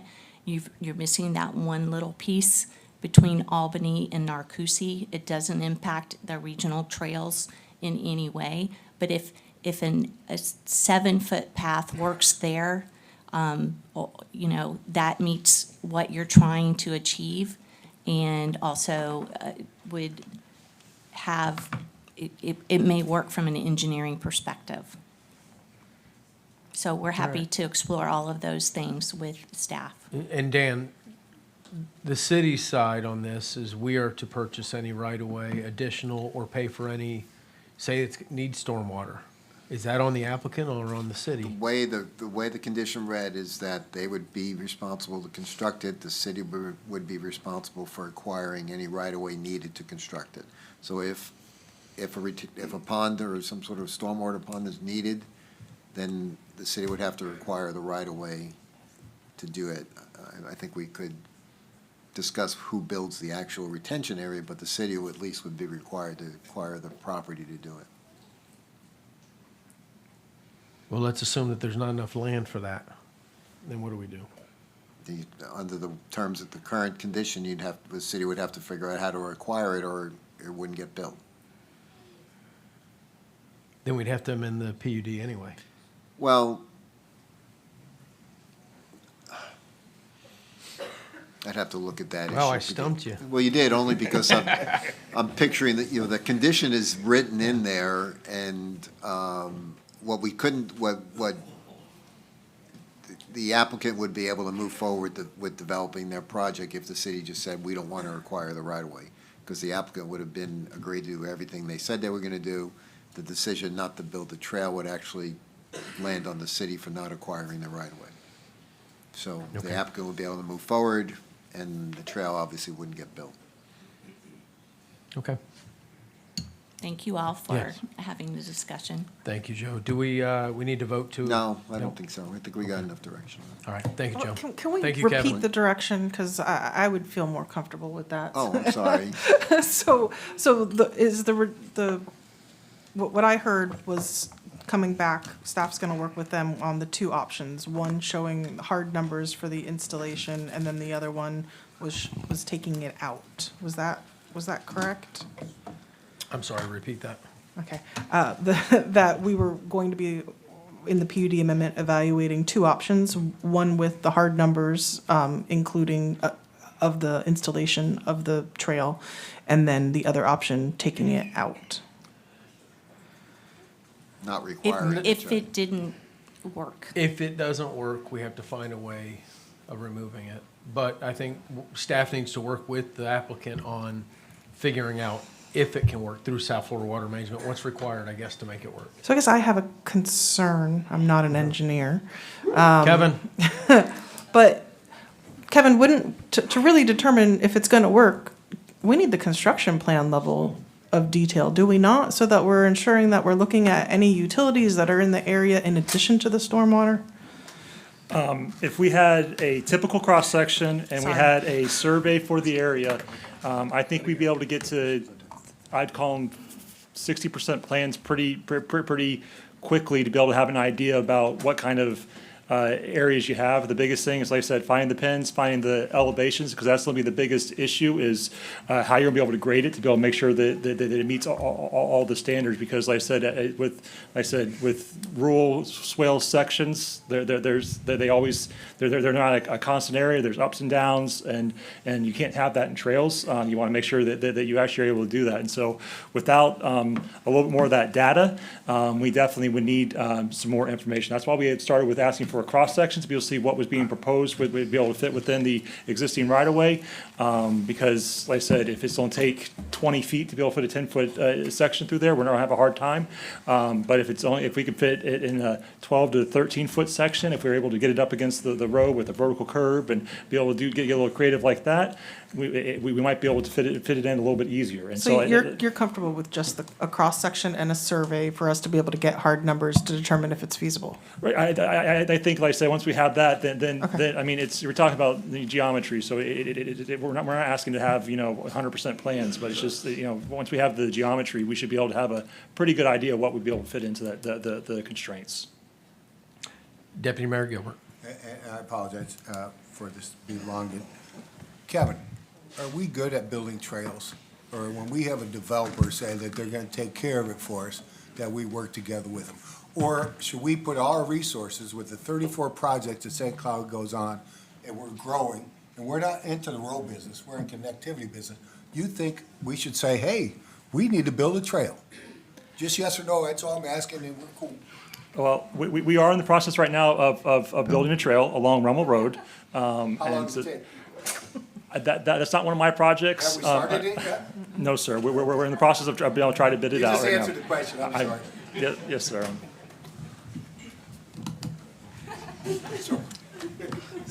So the direction was the two options, one with hard numbers and one with taking it out, right? Is that what that's what I was, okay. Yep. All right, thank you, Kevin, thank you, Joe. Thank you. We're going to go ahead and take a 5-minute break.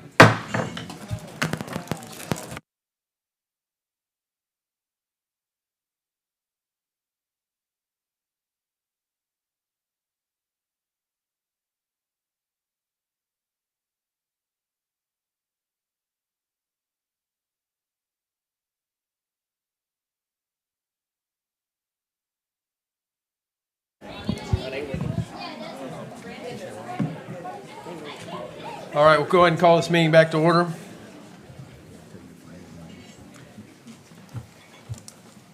And will the clerk read item B? Resolution number 2026-011R, a resolution of the City Council of the City of St. Cloud, Florida, amending and updating the facility users agreement between City of St. Cloud and St. Cloud Little League, providing for conflicts, providing for severability, and providing for an effective date. Good evening, Mayor, Council. Again, Stephanie Holcamp, Parks and Recreation Director. Oh, council action item, resolution number 2026-011R, the St. Cloud Little League Facility Use Agreement, it's a proposed agreement. And I just want to give you some background information. A lot of this information was provided in the staff report. There's been some updates. So there'll be some information that you see on the slideshow that's not the same as the staff report because we received updated information late this afternoon. As you remember, we had a workshop back in March of 2025 where the direction was for staff to evaluate all of our facility use agreements, sports agreements, just regular facility user agreements with different organizations, and then the fee structures that are associated with those agreements and differentiate between city and county residents. So that led us to here, in some other agreements. Staff developed a proposed Little League, St. Cloud Little League agreement and fee module to ensure equitable cost allocation between resident and non-residents. So I also want to stop for a moment. When I talk about resident versus non-resident, residents, as it relates to this presentation, are ad valorem taxpayers. Residents are people that pay taxes for the city. Non-residents are people that do not pay city taxes. Coordination meetings were conducted with St. Cloud Little League leadership throughout 2025.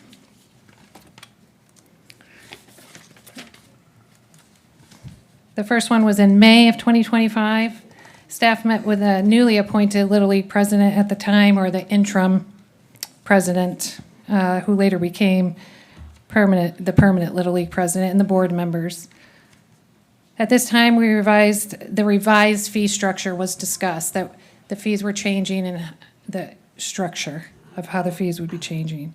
Little League leadership indicated the proposed was reasonable and raised no concerns at that time. Fast forward to October 13th of 2025, staff met again with the Little League president and board members to review proposed agreement changes and revised fees. Little League advised the proposal would be reviewed by their full board in early November.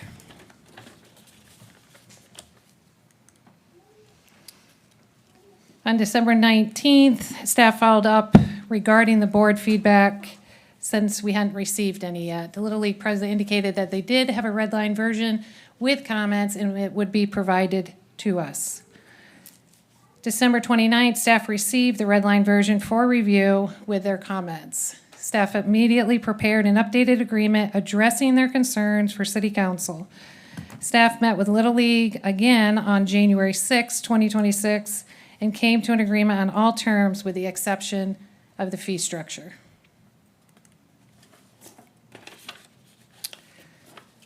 The city's annual cost to maintain the fields, the total annual cost to maintain all fields at the Civic Center complex, approximately $392,408.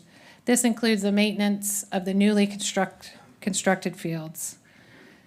It's also important to note that these costs cannot be funded through Parks and Recreation impact fees. The annual ongoing maintenance and expenses, including staffing, operational costs, must be supported through the general fund. The maintenance of these fields, again, have to be paid for through the general fund. There were no grants utilized to fund the new ball field expansion project.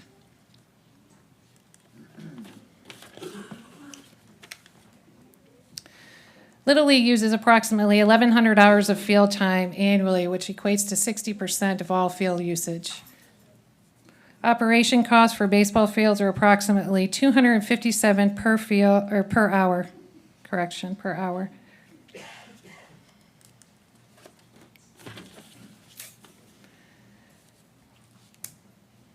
Little League's current agreement has been in place since 2015 and requires $5 per participant per season, regardless you're a resident, non-resident. Little League sets their own fees for their program. We do not set any Little League fees. In 2019, Little League charged $91 to participants. In 2022, Little League charged $137 to participants. 2025, they charged $140, and this afternoon we found out they're charging $170 to participants starting spring of 2026. Recent participation for fall of 2024, 801 participants. Spring of 2025, 829 participants.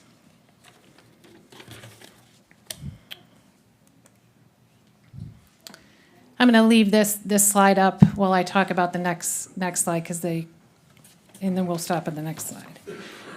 So this information, this table of information, this is from spring of 2023 to spring of 2025 numbers. This participation data shows the majority of players are non-residents. On average, 56% of participants reside outside the city limits of St. Cloud. Non-resident participants do not contribute to property tax revenue to support field maintenance. City ad valorem taxpayers support non-resident participants.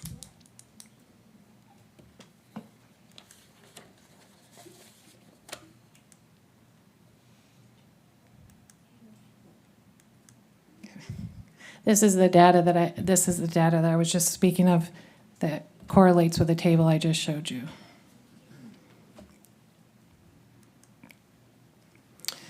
Our field cost analysis, the city has an adopted rental rate policy for the Civic Center ball fields. It's as follows in the table below. So Monday through Friday for ad valorem taxpayers, $65 an hour, non-ad valorem's $85, and it goes up, getting more expensive on the weekends. So on the weekends, it's $85 an hour for a resident, $110 for non-resident. Then there's a field prep fee and a light fee if you're playing in the evening time. Comparable, the school district facilities charge approximately $435 per 2-hour block, including staffing and utilities. All fields are booked, that are booked through the school board are booked via online, their reservation portal now. To the best of my knowledge, that's what they've told me. The regional Little League comparison fee. St. Cloud Little League registration for 2026 is $170. This is the additional information that we received this afternoon. So in the staff report, it was $140. Comparable programs. This information came directly from the former Little League president at the time, back in March of 2025. St. Cloud Little League at the time charged $140. Celebration Little League charged $150. South Orange Little League, $150 to $190. Conway Little League, $175. Again, those prices from March of 2025.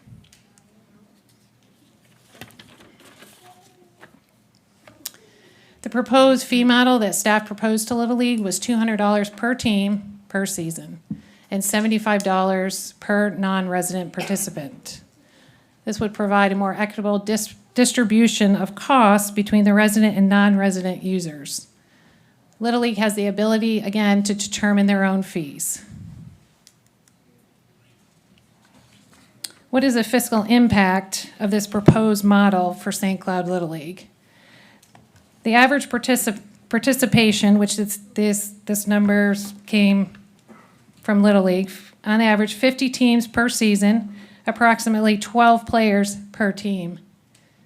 The base team fee, 50 teams times 200, is $10,000 per season. Cost per participant, $10,000 divided by 829 equals $12.07 per player. This is an increase of approximately $7 per participant if passed on to the participants.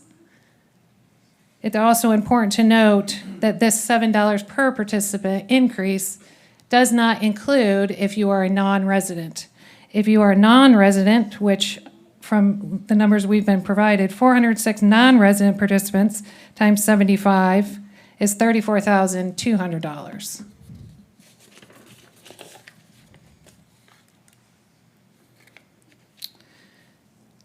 We met this past Tuesday with St. Cloud Little League and their executive board.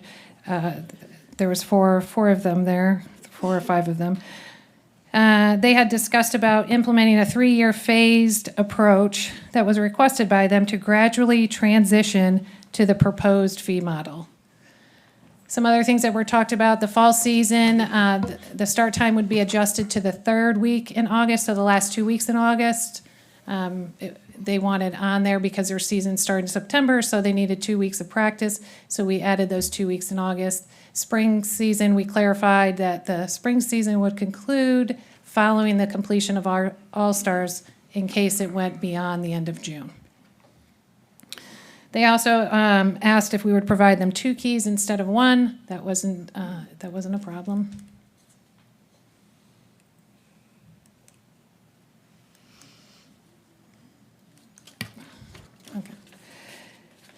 So the summary of the presentation, I apologize, there's many slides. 56% of all, or 56% of participants live outside of city limits of St. Cloud. Little League has paid only $5 per participant to the city since 2015. City does not determine Little League fees. Little League has increased their fees from $91 in 2019 to $70 in 2026. Staff proposal would increase fees paid to the city from $5 per participant to approximately $12 per participant. Non-residents would pay an additional $75 per participant per season. And I'm here to answer any questions you may have. All right, thank you, Stephanie. Really quick, you said that no grants were used to build the new park. That is correct. The 7 fields, the 17 million, where did that money come from? Debt. Debt. We got a Debt. bond. Okay. Any of that, From all these folks. Parks and Rec? The bond is Impact- guaranteed by city ad valorem By us, by taxpayers. everybody that lives here. Impact fees at all? Impact fees can be used to repay the bond. They can't be used to secure the bond. They're a repayment source. yeah. Okay.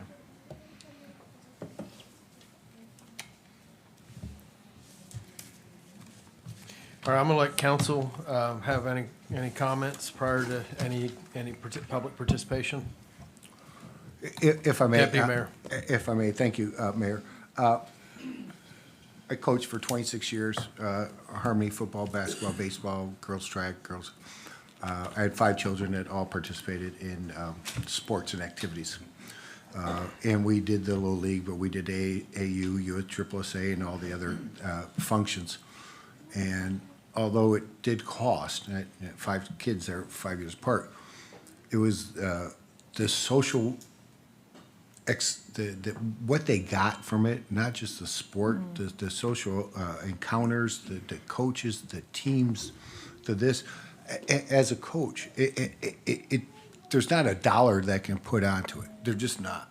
There's not. However, I paid for Florida prepaid college. I did SRNs. I had 5 kids at college at the same time. 8 beanie weenies the whole time. But part of that, the leagues helped them succeed. So now, as a city council person, I have to juggle. Do I want the taxpayers that are 97% of the taxpayers that don't play baseball to pay $350,000 out of taxpayer money? Or do I want the 3 or 4% that play baseball not to be able to pay the cost of doing business? I struggle with it. I'm sure every citizen here would. I'm sure every business and parent would. There's not a good answer, but costs have gone up. In 2015, we didn't raise prices. So you're looking at 16 years of no prices raised. They said, well, do an escalation of pricing. If we raise the prices by 4% each year, that'd be over 70%.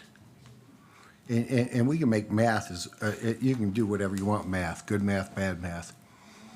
But I ask the citizens of St. Cloud and the council is what is fair to the 98% of the citizens in St. Cloud that don't, they could be participating in volleyball, they can participate in BMX, skateboarding, shuffling, pickleball. And then when we raise their rates, are they gonna say, hey, we don't wanna pay for it, let the baseball people pay for it? So I don't have that answer right now, Stephanie. I just know that it's a foundation of the growth of the children and the social expectations of children that are in sports or in activities. But I also know that the city has to pay for it somehow. So I wish I had an answer, but I don't, but I see the problem. But the rate increases have to exist. Nobody's electrical bill in 2015 is in 2026. We still have to use electrical. So I'm so glad that these folks are here. Council, I really wish I could have an answer to it, but we have to find some kind of median to say, we want this stuff. But we don't want 97% of the people that don't have kids or grandkids or cousins or in baseball to pay for it. So I implore everybody here and the mayor and council, let's figure a solution out. But $7 per kid, my wife goes to Starbucks every Friday, it's $8. But I'm not saying that she can't, because I wouldn't be married. But we have to kind of figure that out. Now, I hope the citizens and the council will help us do that today, because I think baseball is a great, my dad played for the Yankees and the Tigers. I didn't make it, I didn't play that well. But those things happen, that's a great social experience. So I yield back to you, Mayor. I wish I had a comment for that had some stability. Yeah, and I would agree that this is an important program in the community. It shows, obviously, the parents and the public here tonight. I know y'all care deeply about it, as I do. I grew up on these fields ever since, I had a brother that was 2 years older than me, so I spent the first 15 years of my life on those fields, every single Saturday. Either my mom was coaching or my dad was coaching, all the way through. One of your members on your board, I grew up through the baseball with him, and actually one of our sergeants, the police department, was the only person to strike me out that year. So everybody that knows me knows I've 100% supported this. You guys, we're in a unique position up here where we are. Yes, we are the city. All powers are vested in the city council, but we are citizens and we work for you. We are representatives, your representatives here. We represent you, but we also represent the city. So it's a very unique situation that we're in. And I know all of us love this community and we want to do the best we can. And as we continue to grow, we have a lot of growing pains, and I think the fact that there has not been an increase in all of these years, I think that kind of it hurts a little bit, the increase. I don't know that what has been proposed is the answer. I know y'all have spoken with Little League about a step-up program. Stephanie, can you describe a little more about that? What you mentioned? Yeah, so we discussed a step-up program. I'm just going to grab my. Yeah, you're fine. Take your time. We're not going anywhere.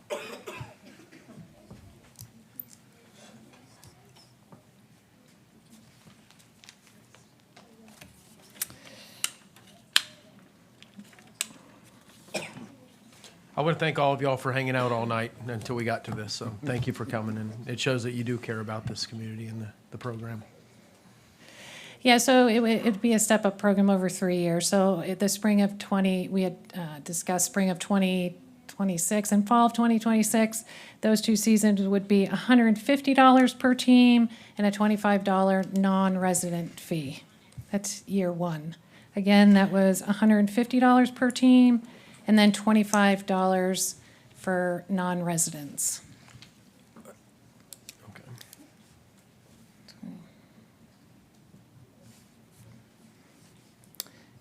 2027, both seasons, it would be $175 a team and a $50 non-resident fee. So $175 per team, $50 non-resident fee. And then in year 3, we would get to the $200 per team and $75 for non-resident.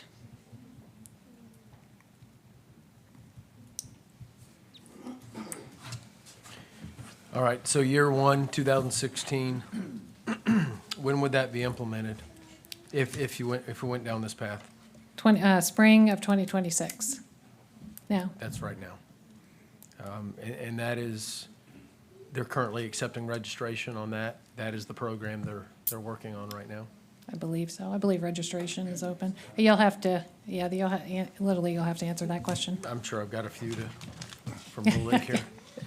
All right, thank you. And folks, I'm asking all these questions because we don't get to talk about this outside of a meeting, so we have to sit here and understand this from everybody's viewpoint right here in front of everybody. So it's, while we can talk to staff and we can talk to Little League and we talk to parents, and obviously sometimes we get the advice of consultants. We're shown one side, and when we're not shown the other side, we don't know how it plays out in real life.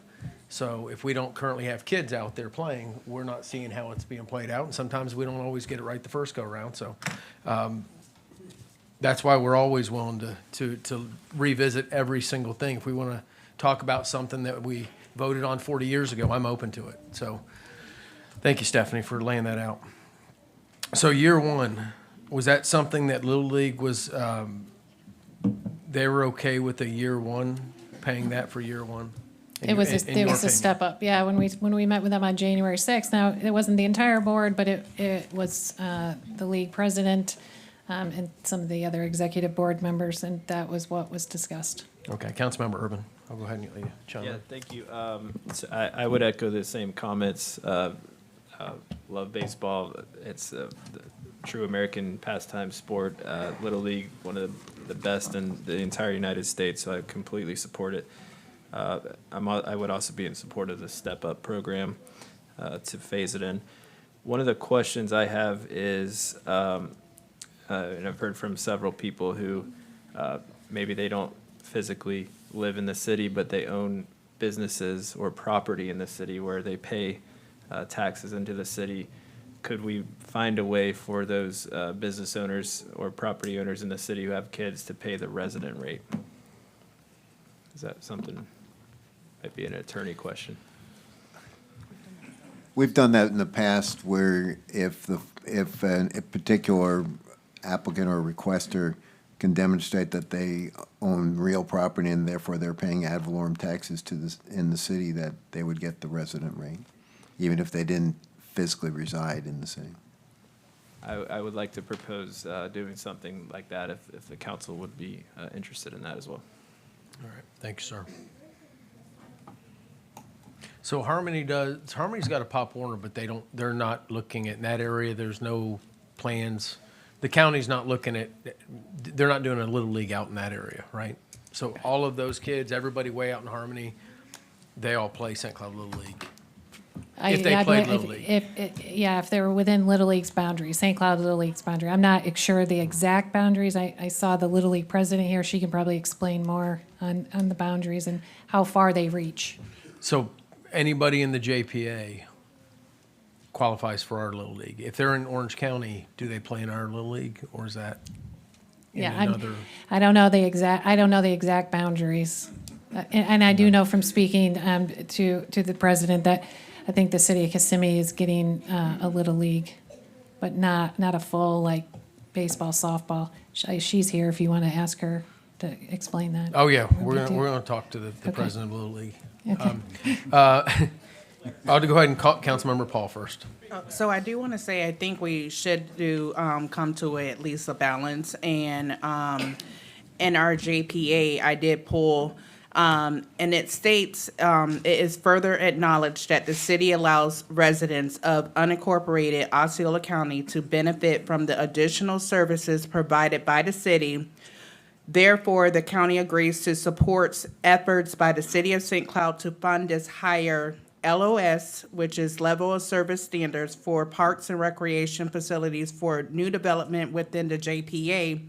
Does that incorporate residents already established, or is this for residents incoming in? I think you were referencing the JPA, right? Yes. The Joint Planning Area. So, but I don't know that incorporates everybody in the county that plays for St. Cloud Little League, just Within this. the JPA. City manager, and then I'll go to council members. Sure. Regarding that section of the JPA helps us with the counties, provides us with Parks and Recreation impact fees for any new construction within the JPA. That language is basically saying that, yeah, we do allow county residents to use our facilities, but it doesn't outline how much county residents have to pay to use our facilities, but it does cover that they're going to contribute through Parks and Recreation impact fee donation to the city to help us build additional facilities. Correct. So we're not saying the county residents can't play in these parks within the city limits. Correct. And I previously did ask the county manager if they would contribute to the cost, since there were so many county residents in our program. I brought it up a few times. What was your answer? No. Okay. Councilmember Fletcher. I just wanted to make some general comments before. I know we're going to be taking public comment. I grew up in our Parks and Rec programs. I've said it many times. I think we have one of the best Parks and Rec programs in the entire country. Almost every child teenager, whatnot, that grows up in our city touches Parks and Rec somehow. Whether it's coming to an event downtown, Veterans Park, playing somewhere, it helps with their upbringing and basically what St. Cloud is all about. So as we go through this, we'll eventually get to a spot, but I appreciate everybody taking the time to join us here this evening. It really means a lot, and it shows how much you're dedicated to your city. So thank you for being here, and we can move forward. Deputy Mayor. I just agree with you, Sean. I just agree 1,000%. These programs are necessary. We're trying to help the citizens by taking some cost factors, but sports in general, even the glee club, even the band, that's always necessary in the growth of our children. I agree with Councilmember Urban. Let's step it up. Let's go year. We should have done this in 2015. We wouldn't be having this meeting today. But for 11 years, we haven't increased our prices. I guarantee you fertilizer's gone up, labor's gone up, water's gone up, security's gone up, and even light bills have gone up.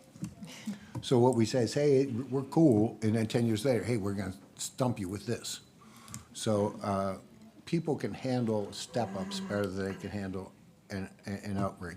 And I'm gonna ask my wife not to get Starbucks because it's $8 and it's $7. I yield back to you. All right. Yeah, Councilmember Paul. With these agreements with other organizations, I think this also should be something we look at, of looking at all the agreements that might be outdated, and so we don't have this problem in the future again, and no surprises. Councilmember Fletcher. So when we were talking about the rate between residents and non-residents, how do we verify? How do we verify that? I'm How do you curious. verify the resident versus non-resident? Right, how do we, is it submitted by them? How do we look at that? We have a process. Yeah, they provide an Excel spreadsheet. Well, the former president would supply Excel registration spreadsheets, strictly just the addresses of the participants. No names included, no ages, just addresses. We give them to our GIS folks. They'd map out the location. That's how we know exactly where they're from. Deputy Mayor, you got more? Oh, I'm so sorry. I'm sorry, Mayor. I yield back. I apologize. All right. I agree in a step-up program. I think, although I think within the 3 years, I think they're looking at these numbers and it's scaring the hell out of them. I think that there's some unknowns as to what's going to happen in Tallahassee this year. So what I want to do is go ahead and allow some of the public comment, all of the public comment, and then then we can wrap it up with more council discussion if we'd like to after that. I think maybe we'll learn some more. So thank you, Stephanie. Appreciate it. Is that it? Is that all for us? Yes, that's it. Thank you. All right, thank you. Thank you, Stephanie. First up, let me go ahead and ask the Little League President, Danielle. I'm going to butcher your name. Momenteller? Did I do it right? Yes. All right.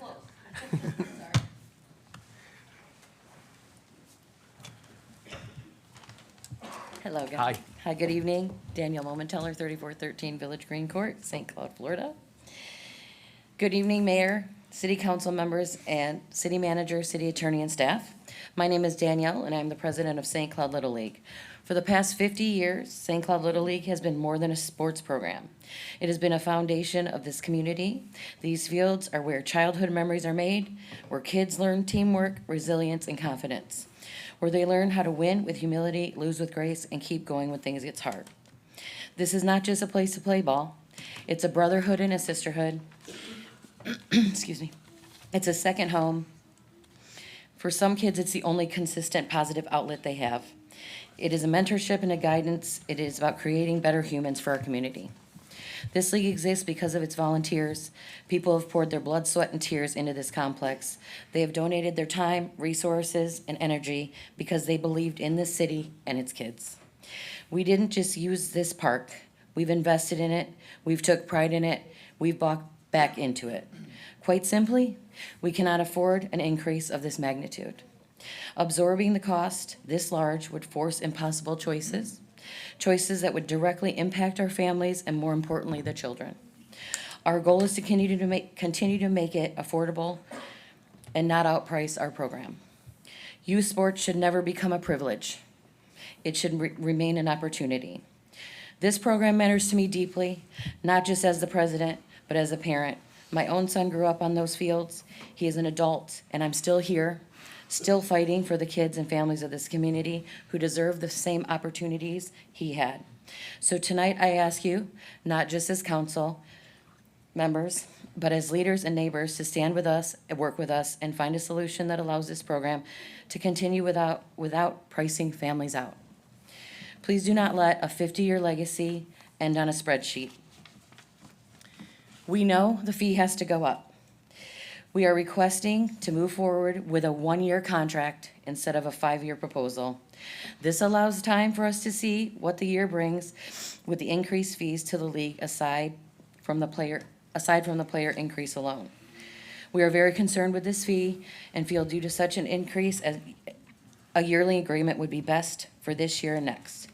We respectfully request that you consider accepting a counteroffer of $150 per team and $25 per non-resident as an amendment, which is a $30K per year increase and a $21.50 per player increase. I've given you guys the breakdown. I know the numbers are a little jaded. We do have 75 teams in the spring, which is 900 kids, and we have 50 teams in the fall, which is 600 kids. Thank you for your time and consideration. Boy, you and research. right on 3 minutes. Look at that. Hold on, and we got a lot of questions, Okay. Danielle. You are If the I chosen one. Okay. I want to thank you first. I know you stepped into a big role. I think last president was there for 15 years or so, right? Or 12 years, I don't know. 17. 17 years, yeah. Yes. And I know it's a lot of work that the parents and the coaches, and I don't think you even have a child playing right now, No. right? And I know Franny doesn't, and I know No. Ryan doesn't. I mean, I know. There's quite a few of us. Yeah, that are- stepping up for the betterment of the community, for our children, it's amazing. And I remember, Dale Wheeler was one of my coaches, Yeah. and he was another one. Even He's after still his there. kids were out of there, he was still coaching Yes. or umpiring, and those were great days. The kids remember those days. I know Franny's husband Jim, you played those fields, right? And I remember the days. Opening day, you'd have the wild pig catch, Yeah, the grease pig well. contest, or beating Well, on the cars one of our with board a members wants to sledgehammer. bring it back, so. Okay, well, let's do it. Maybe it will happen. It's an important part of our community, as you know that. We've discussed this for how many hours? I don't know. Yes, You and I several. have spoken a lot, Yeah. and with Franny and Ryan as well, and even when Dwayne was around, I spoke with him a lot. I support this 100% for 1 year. I think you're still paying what was agreed upon in the step-up program just in year one. It lets cooler heads prevail. It lets everybody give a little breathing room. It gets our kids playing ball. And we're not missing out on anything. We're just not, and we're not saying we're not stepping it up the next year. It's allowing y'all a chance to better understand your program this year and how these fees apply to it. And it lets us understand what happens in Tallahassee this year, come June. So I support that. I appreciate you presenting that, because that year one was already agreed upon between you and city staff, I believe. It was. Between yeah, you. just candid, You- right. not as your board, but Right, you. it actually was brought by the deputy city manager. Yes. He proposed that 3-step up. Okay. We did say at that time, we would go back to the board with it, so it was never really verbally agreed upon. I also told Stephanie that on the phone yesterday, that we never said it out loud. Not that we weren't going to agree to the year one increase. I just wanted that to be clear, that it was never. Yeah, until your board votes and signs it, Yes, there's no yes. agreement. And as you said, the 3-year is a scary number for us. To go year 3, 4, and 5 at that rate is scary for us when we don't know the variables. It just gives everybody a little more breathing room to. Yes. I think there's other moving parts that need to be worked out as well, with batting cages and whatever else, so. A lot of expenses. Right, and that's where I just believe that's a fair deal. Scott, thank you for working with the Little League on this 3-step-up program. I believe you've worked out year one. And I think we have more work to do, and I think we've been talking about that. You know, we don't always get it right, and it's great when we can revisit this kind of stuff. And, you know, we didn't have an opportunity for a workshop. You know, obviously, we have to get you guys under contract for this year, or for this season, so I support that. I don't know what the pleasure of the council is. I know, you know, if there's other people in the audience that'd like to speak on this as well, but I'm gonna tell y'all right now, I support that year one. I would agree with that. Mayor, sorry if I may speak. I appreciate you bringing that forward and you know, what you can do now for the league, because we do got to get it underway. I would support that. So thank you, Mayor. All right, and it's not, we're just saying this year, it's a one-year agreement. To be get things revisited going. for 2027? And we can start revisiting it next week. And Okay. I want to hear from every citizen. We might need to. I want to take a tour of the facility, have a, you know, of the modern facility, everything that's going on. We'll see you out there on Saturday. I mean, we've got 19 of these. If everybody wants 3 minutes, we'll be here all night. But I think Franny wants to talk. I think she's standing up right now. So we'll have Franny McNutt come on up here and talk. I'm getting antsy. Ron? All right, well, at least we'll start with the board members here. I'm going to start by piggybacking on most of what Danielle said, and someone else said you guys look really great, and the chairs are comfortable. So I do firmly believe, and I believe on the majority of the board members, and we know that it's time for increases. That, to us, is a no-brainer. I mean, like you said, fees go up, everything goes up. So this is definitely overdue, so we appreciate you guys helping us come to a resolution on it. I have just a couple of concerns. I'm the player agent. For those that don't know, I have been sitting on the board for 23 years. My kids are old enough to have children of their own. So I love this place. With that, I did bring up a concern with the prior, how it was handled with us giving you guys the addresses. I did ask if that could be addressed with the attorney. That, when I did my own research on the matter, I came to the understanding that we were not allowed to disclose that. So I feel like on behalf of the Little League, we would like to have some background and confirm that we are giving out information that we're legally able to do so. City Attorney. So you're not giving the identity of the individuals, you're only giving street addresses basically and zip codes. And so as long as you're not tying it to a particular person, individual, family, or individual, I don't think there's any issues with that. Okay. Given that information, that brings me to our next matter, which is how you would like us, and I think this might be something that you might have to talk amongst yourselves, maybe come back and give us directive on it.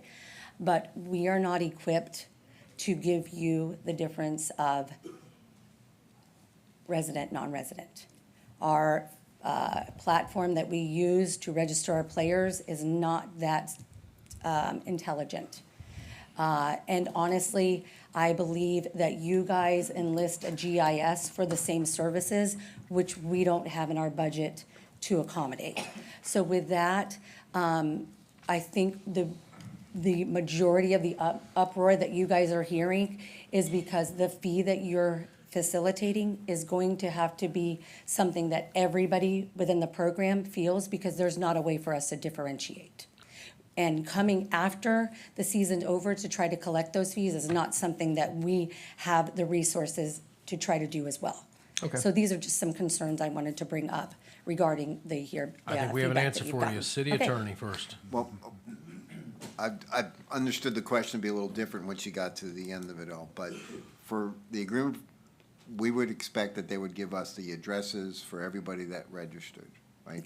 The way the agreement works, there are no fees to be paid to the city until the conclusion of the season, right? So there, I agree that's probably an issue that would have to be worked out.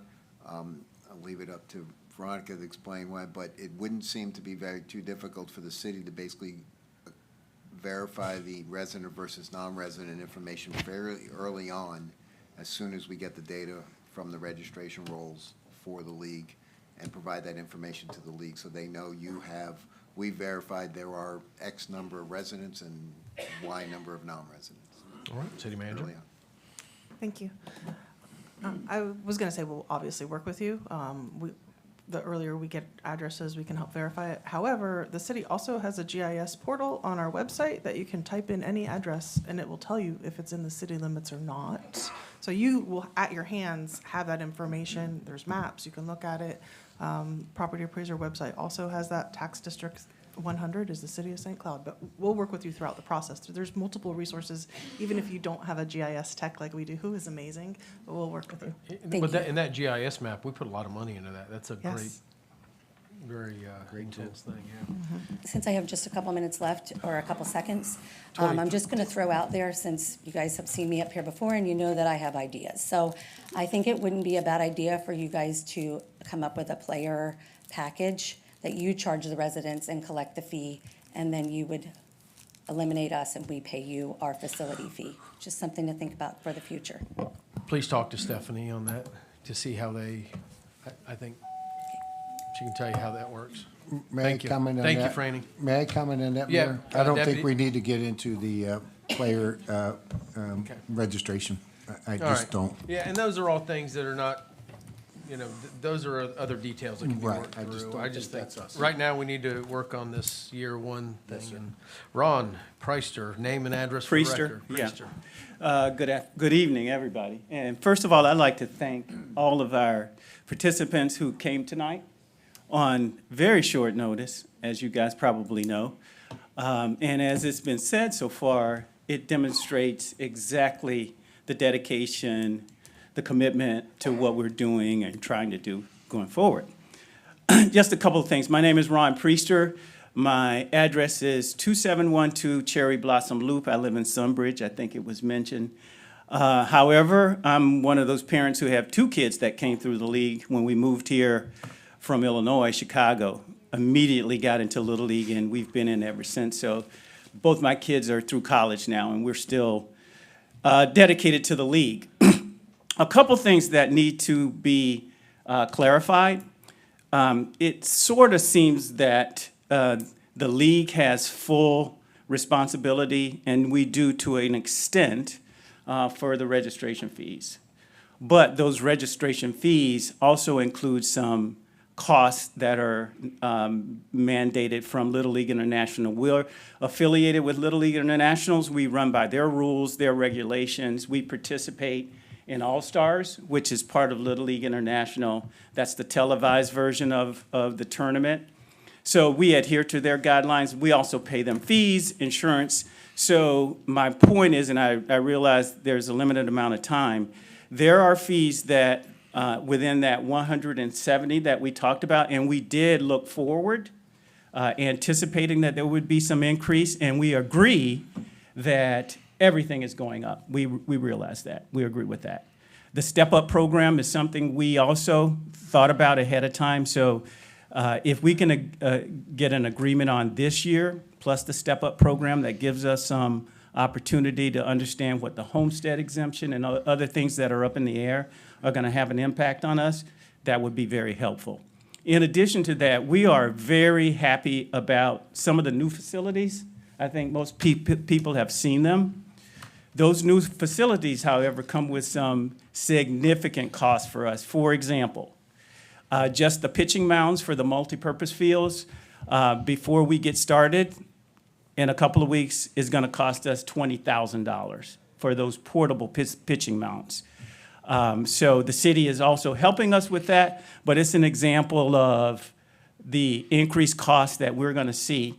And one of the other things in the final 17 seconds here, I think most of the citizens here will tell you that beyond just all the benefits that we've talked about, when we represent St. Cloud in All-Stars, all of the uniforms, all of the fees, and All-Star fees, by the way, are in addition to what we're talking about. So lots of costs. I think our ask is that we workshop this. We understood there is a workshop process where we can really detail all of the budget issues that we have. Would be much appreciated. Thank you.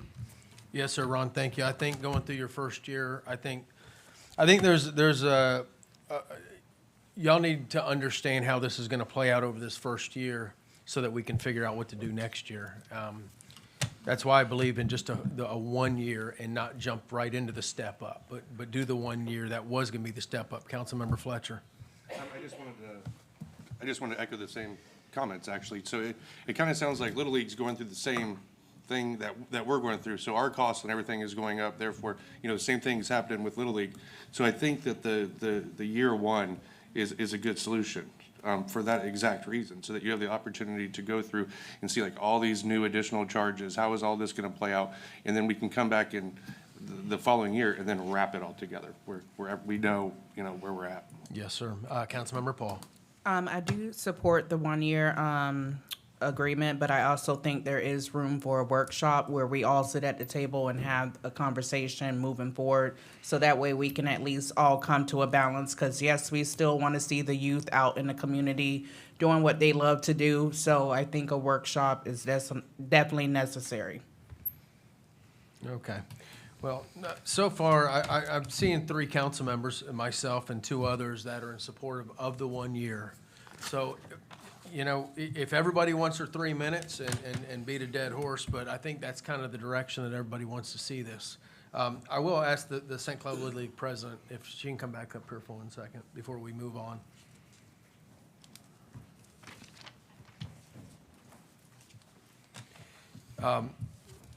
Going back to the conversation earlier. So you are still in support of 1 year. Yes. And then we can talk, have a workshop later. I think any of y'all can contact any of your council members here and invite them out to the ball fields, give them details.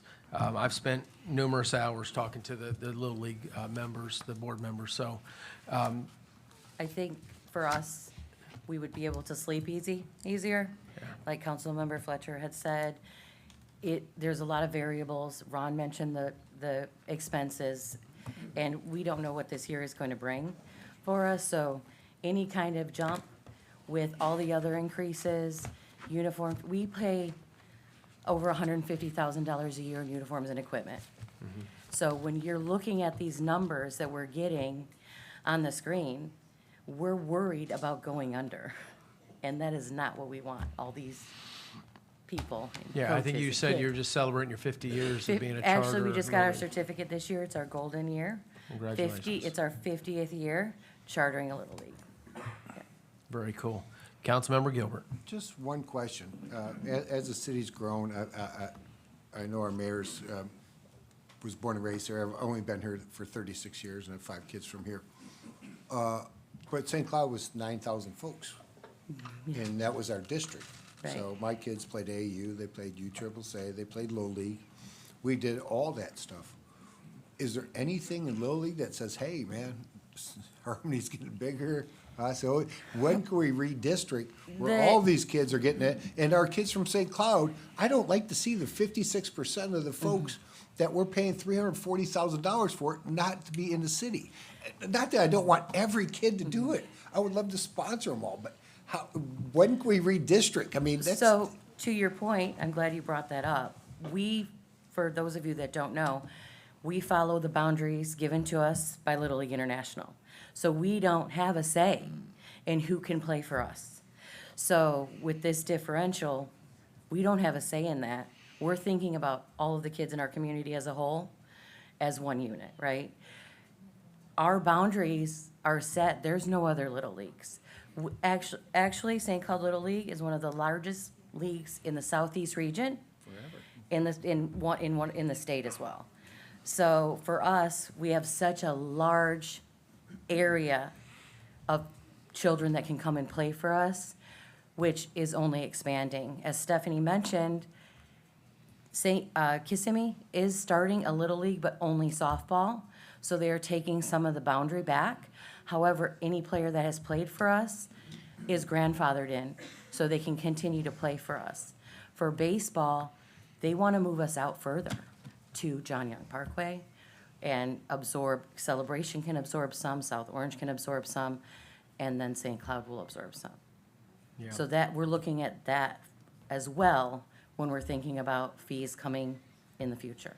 Yeah, and Deputy Mayor Gilbert, as we continue to annex in within the JPA, they will become citizens, and that ratio will kind of be a little better. I just don't, and I love Little League, right? You AAA, AU coach for 26 years. I would just like to ask you a favor. Can you go to them and say, we're not 9,000 folks. When Ken Gilbert moved in 1989, we're 70 or 80,000. Yeah. And so is Celebration, so is something else. So if any were to expand Little League, we're in the heart of it. I mean, look at the Unfortunately- U-Haul. unfortunately, Look at they U-Haul. have We're- to We got have- more people coming here from U-Haul, they won't even go back home. Unfortunately, they have to have fields somewhere to play on and someone to Right. want to start it up, and it's a Right. lot of work. I did in South Orange. You remember the South Orange? Yes. Off of Orange Avenue? Yes. Yeah, you remember the Yeah. Bears. I mean, those things happen, but it takes great people like you and your staff and the volunteers and all the parents to say, all right, we gotta do that. But again, I appreciate you all. I Thank you appreciate so what you do. much. I I'm a appreciate it. parent and a grandparent, and what you all do and what these folks do here, I'm honored, and it makes I'm gonna be. Thank you so much. It I'm means gonna a be lot. a water baby right now, It because you means- guys are cool, man. You guys It are means a good- lot. Good folks. We really care about the kids. Councilmember Irving. I just wanted to say I appreciate everybody being here tonight and sticking around for this. I've received probably 50 emails today. I couldn't possibly get back to all of them. So I wanted to just tell you now, I really appreciate it. I did read every single one of them, and I appreciate the input in the emails. I'm perfectly fine moving forward with this one-year plan. And as the mayor mentioned, you can always reach out to us directly. Our public phone number and email address is on the website. Please feel free to reach out to us. I'd love to come visit the Little League, and looking forward to being there Saturday and playing a game with you guys. All right. Do you want me to continue going through the list of public comment? Does everybody else still want to Anybody? speak? Christie, we'll go ahead and Christie Dupre. I just want to say thank you all, and I also want to thank all our wonderful families that have showed up tonight, past and present, to show you guys how important this program is. Yes, thank you all. Good evening, Mayor. We recognize you. Yes. Good evening, Mayor and Council. My name is Christy Depew. Depew, sorry. I've been living in St. Cloud since 2002, and I began volunteering with the St. Cloud Little League in 2004. In all my years of involvement, I have never experienced a stronger sense of community than I have found within our Little League family. In 2009, my friend John Jambroni had a vision to create a Challenger League here in St. Cloud. For those who may not be familiar, the Challenger League is an all-inclusive baseball league designed specifically for children and adults with special needs. Our athletes receive the full Little League experience with accommodations in place to ensure their success and safety. One of the most meaningful aspects of our program is the use of volunteer buddies who assist our athletes on the field, allowing parents the rare opportunity to simply sit in the bleachers and watch their child play, an experience that most of them do not often get. This program is only possible because of the incredible support we receive, not just from our sponsors, but also from St. Cloud Little League itself. Our sponsors generously cover all registration costs for our Challenger families, recognizing that many already face significant medical and caregiving expenses that far exceed those of an average family. In addition, St. Cloud Little League consistently goes above and beyond to support our program by accommodating our field needs and even providing financial assistance when our funds are low. Their commitment ensures our athletes are never left without the opportunity to play. The proposed fee increase poses a serious and immediate threat to the future of our Challenger League. The portion of the increase that specifically targets non-residents would disappropriately affect our program, as many of our Challenger athletes travel from surrounding communities, some as far as Orlando, to participate in our league. Families seek out our program because it is truly one of a kind, offering a level of inclusion, support, and dignity that is rarely found elsewhere. Implementing this increase would place an undue burden on the very families and sponsors who make this inclusive opportunity possible. Passing these costs on to our family is not feasible. Without our sponsor assistance and the community flexibility of Little League, our Challenger League would cease to exist altogether. This would be devastating loss, not only just for our athletes and families, but our entire community. The Challenger League represents inclusion, compassion, and the very best of what St. Cloud has to offer.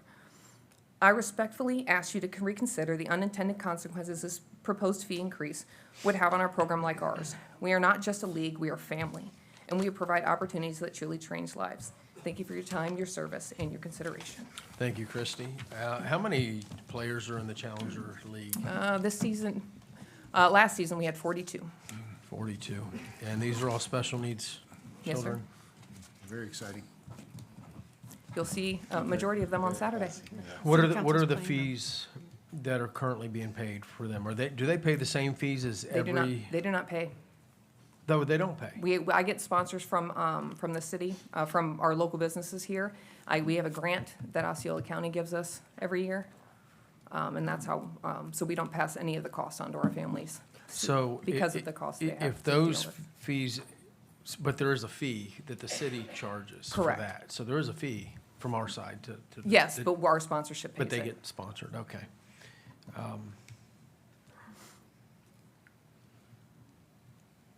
Is it the same fee right now? Do we currently charge the same fee? Are they registered through the Little League? They are. Yes, then it would be the same. Okay. There's no difference. Yeah, and that's a hard thing for me. That, you said there's 42 kids? May I suggest something, Mayor? Yes, Can sir. we waive those fees Deputy and waive those, I mean, I don't think any citizen of the city of St. Cloud wouldn't be willing to waive a fee for those 42 or 50 people. How many children in all of Little League do we have? So what are we looking at, like 42 of how many? Of that- the 900. and 900 and that you something, guys right? have. So it's not, Councilmember Fletcher. I would absolutely agree with that. Okay, then let's go ahead and, if we can work that into, we got 3 here already. Everybody's good with that? If, Scott, Stephanie, if we can work that in, waive the 42?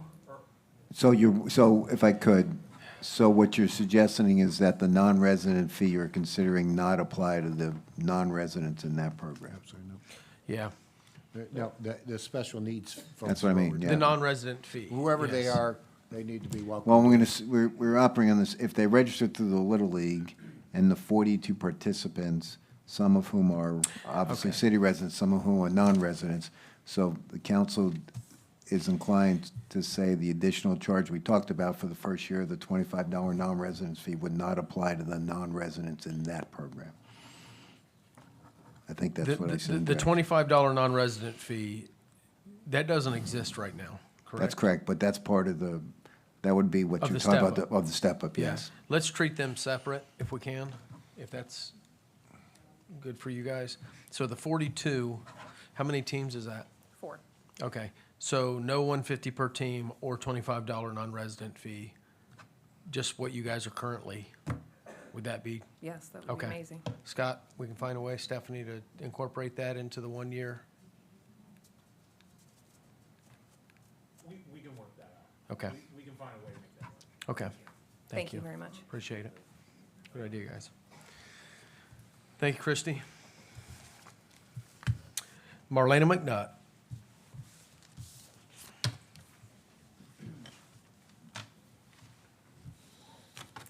Good evening, Mayor and City Council. My name is Marlena McNutt. I live at 4212 Lavender Way. Was I supposed to tell you anything else? You're doing good. Okay. No, we're good. Have a nice evening. Much of what I agree with and support has already been expressed, so I would like to pass on my 3 minutes. So Very thank cool. you and have a Thank you great for night. coming tonight. Thank you for your attendance. It was awesome, man. Nick Ide. Did I pronounce that right? Ide. I think you just left. He left? Okay. All right, Michael Burgess. I'm good. You good? All right, Nellie Hernandez. I just want to say thank you. Oh, you have to come to the podium. Sorry, Nellie. Sorry. I apologize. That's okay. Take up 3 minutes. Yeah, it's just gotta, yeah, it's gotta be on the record. I It's- apologize. I'm Nellie Hernandez. My address is 4853 East Earlo Bronson. Sorry, I'm out of breath from walking all that in heels.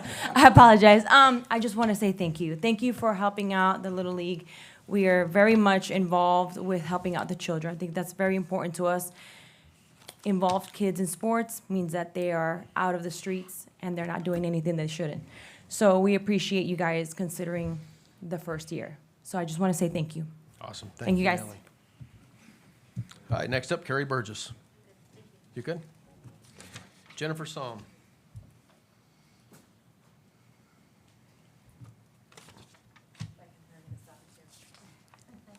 Hi, Jennifer Psalm, 3465 Court Avenue, St. Cloud, and I have a lot of grandkids in the program. I'd like to thank you for taking the first year into consideration. I would also like to just hope that we can get a little bit of a timeline of the workshop so it can get started and this process can be shortened a lot. It seems like there was a lot of back and forth between the the city and Little League, and no resolution. So if we could start the workshop as soon as possible, we can get this all said and over with before the next season starts. Thank you. No, thank you, Jennifer.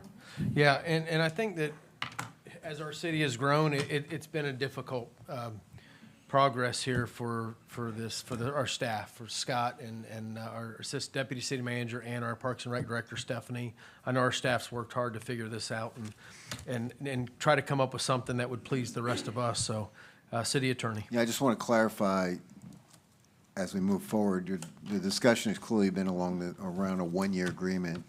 So just to clear, the way I understand that would include the spring season and the upcoming fall season. So a new agreement would not be needed to be in effect until after the fall season of 2026. Correct. So it'd include this season It'd be that one we're full about to play. one full calendar year. Calendar versus fiscal, right? Right. Yeah, Yeah. calendar versus season, yeah. Okay, yes. Danielle, is that Balser? Balser? Danielle? You're good? Okay. Thank you for coming. Stephanie Suffield. Stephanie, she left? Okay, we'll wait on her if she wants to come back. Vita Uber Tacciano. Huh? Was I close on that? Not even. You don't even. I'm sorry. I couldn't do it. I couldn't do it, Mayor. Robert Suffield. Okay, he's probably out in the overflow as well. Timothy Somm, Jr.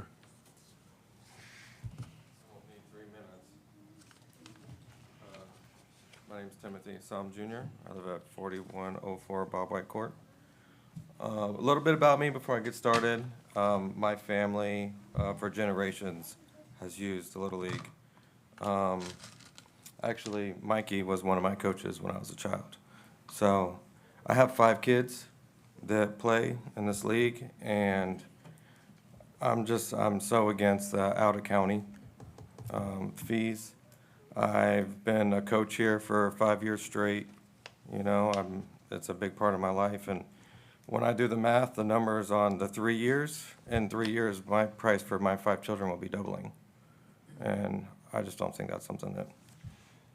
May I ask a question, Mayor? Deputy Mayor. There's different programs that you're involved in, and it might not be Little League, but sometimes the coaches either didn't have to pay or is that not the Little League? Again, it's just a broad question. Some of the USSSA and AAU coaches, kids didn't have to, there's participation fee or a discount because the coaches volunteered their time. And Is there that not it in Little League? It's a give and take thing. It depends on what position of coach that you take. So we have head coaches, we have assistant coaches. So depending on the position, sometimes I have had that opportunity, sometimes I don't. It just depends on what I'm able to do as a coach for that particular season. But even with those implemented, you're talking between 5 kids. If you're, say you're 3, I understand right now you guys are looking at a 1 year, but if you do a 3-year and, you know, your pricing plan, between 5 kids, you're talking, that's $750 more per season. Right. And I feel you're preaching to the choir. I had 5 kids, 5 years apart. Yeah.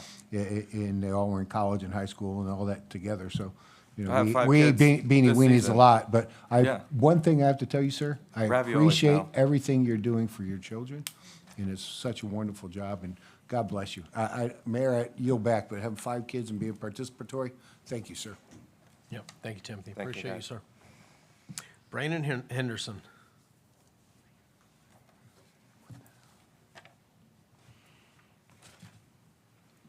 Let me keep this open because my memory is terrible. Brendan Henderson, 200 Vermont Avenue, St. Cloud, Florida. So first off, I want to say thank you guys for being so considerate and giving us your time and being here. So we appreciate you guys for that. One thing I know, and I know Deputy Mayor Gilbert, you preached on this a lot, and there's a lot of ramifications when you consider non-residents, is that you also have to consider that these people aren't from here, which means tourism. So it applies. I've had people who have talked to me that I've been on my team because again, I've coached now for the past 2 years. You'll have people who come in, and that brings in a layer of tourism because these people have never been to our city. They don't know anything about our city, but they saw people who have recommended the league to them, people who have talked about the league to them. So they sign up, they put their children in the league. Now they're visiting our city. So I just want that to be put into consideration when you're looking into these non-residents and you're applying such a great taxation of a fee onto them, that you consider that the ramifications it has for tourism, that these people are now going out, hey, we love this league, but now it's X amount of money to play for said league. So just getting an understanding that, it does bring in a layer of tourism for our city and can benefit our city by them seeing how great of a league we can have to offer. But thank you for your time. Thank you guys so much. You guys have been awesome. You got it. Thank you, Brandon. Logan Flowers. Jacob Drescher with the Osceola Response Team.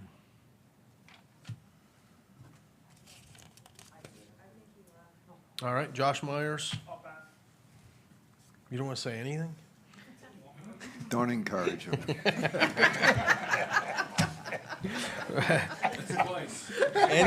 Hold on, what's on that shirt? Hang on, let me overthink this. Okay. Robert Suffield, has he come back in the room yet? Or Stephanie Suffield? Nobody? All right, then we'll go ahead and act like they left.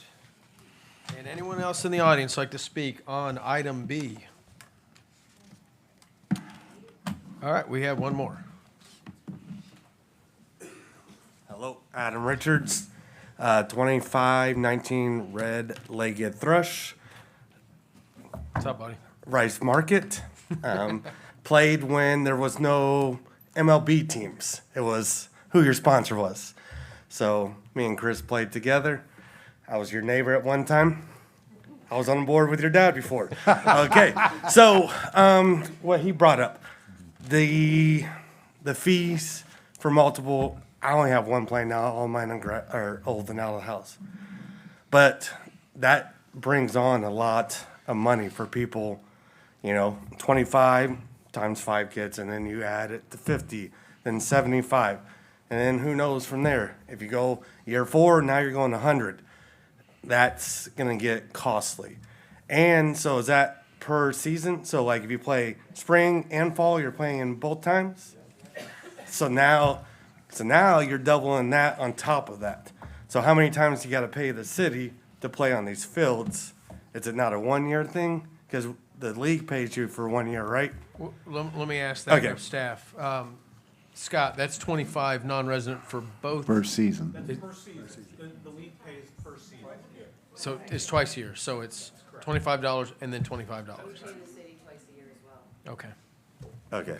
All right. I Yeah, just so that wanted was to just, understand as well. so that's going to be another fee that you're adding on to them more than once. So. Okay. All right. Good to see you, Adam. It's been a while, man. All right, anyone else in the audience like to speak on this item? All right, come on up.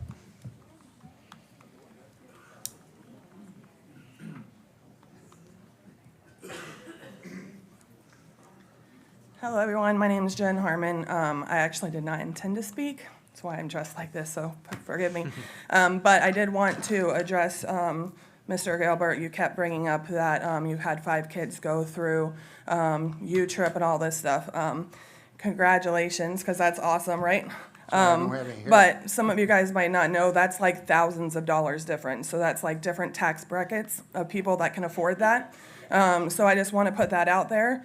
Also putting out there that the reason why I was here, not only because I do have an athlete in the program, but I also run another youth organization in the county, which will be part of your guys' problem soon in October. So we're going to have to go through these same talks. So I wanted to see what the process was, right? But my biggest concern is all of these parks that the county is giving to you guys are now going to be these residents that, for no fault of their own, have to play at St. Cloud. Well, let me backtrack. I'm sorry. My biggest concern is you have people that are by no fault of their own have to play in St. Cloud because there's no other options. For me specifically, I live in the city of Kissimmee, and there was no Little League for years because of whatever. I'm not even going to go there on why there is none, but they've gone through so many programs that there's no option there. So we're forced to come to St. Cloud, and so I feel like that's something that we should probably keep in our minds as well, because it's not something that everybody is able to do. So it's not just as easy as going somewhere else. We're forced to. So that's what I wanted to add. Thank you. Well, we do support our Little League. We are the greatest city in the state of Florida and the #1 safest city in the state of Florida, thanks to our police department. So, let's give a round for our police department. I know. All right, anyone else in the audience like to speak on this item? Yes, ma'am.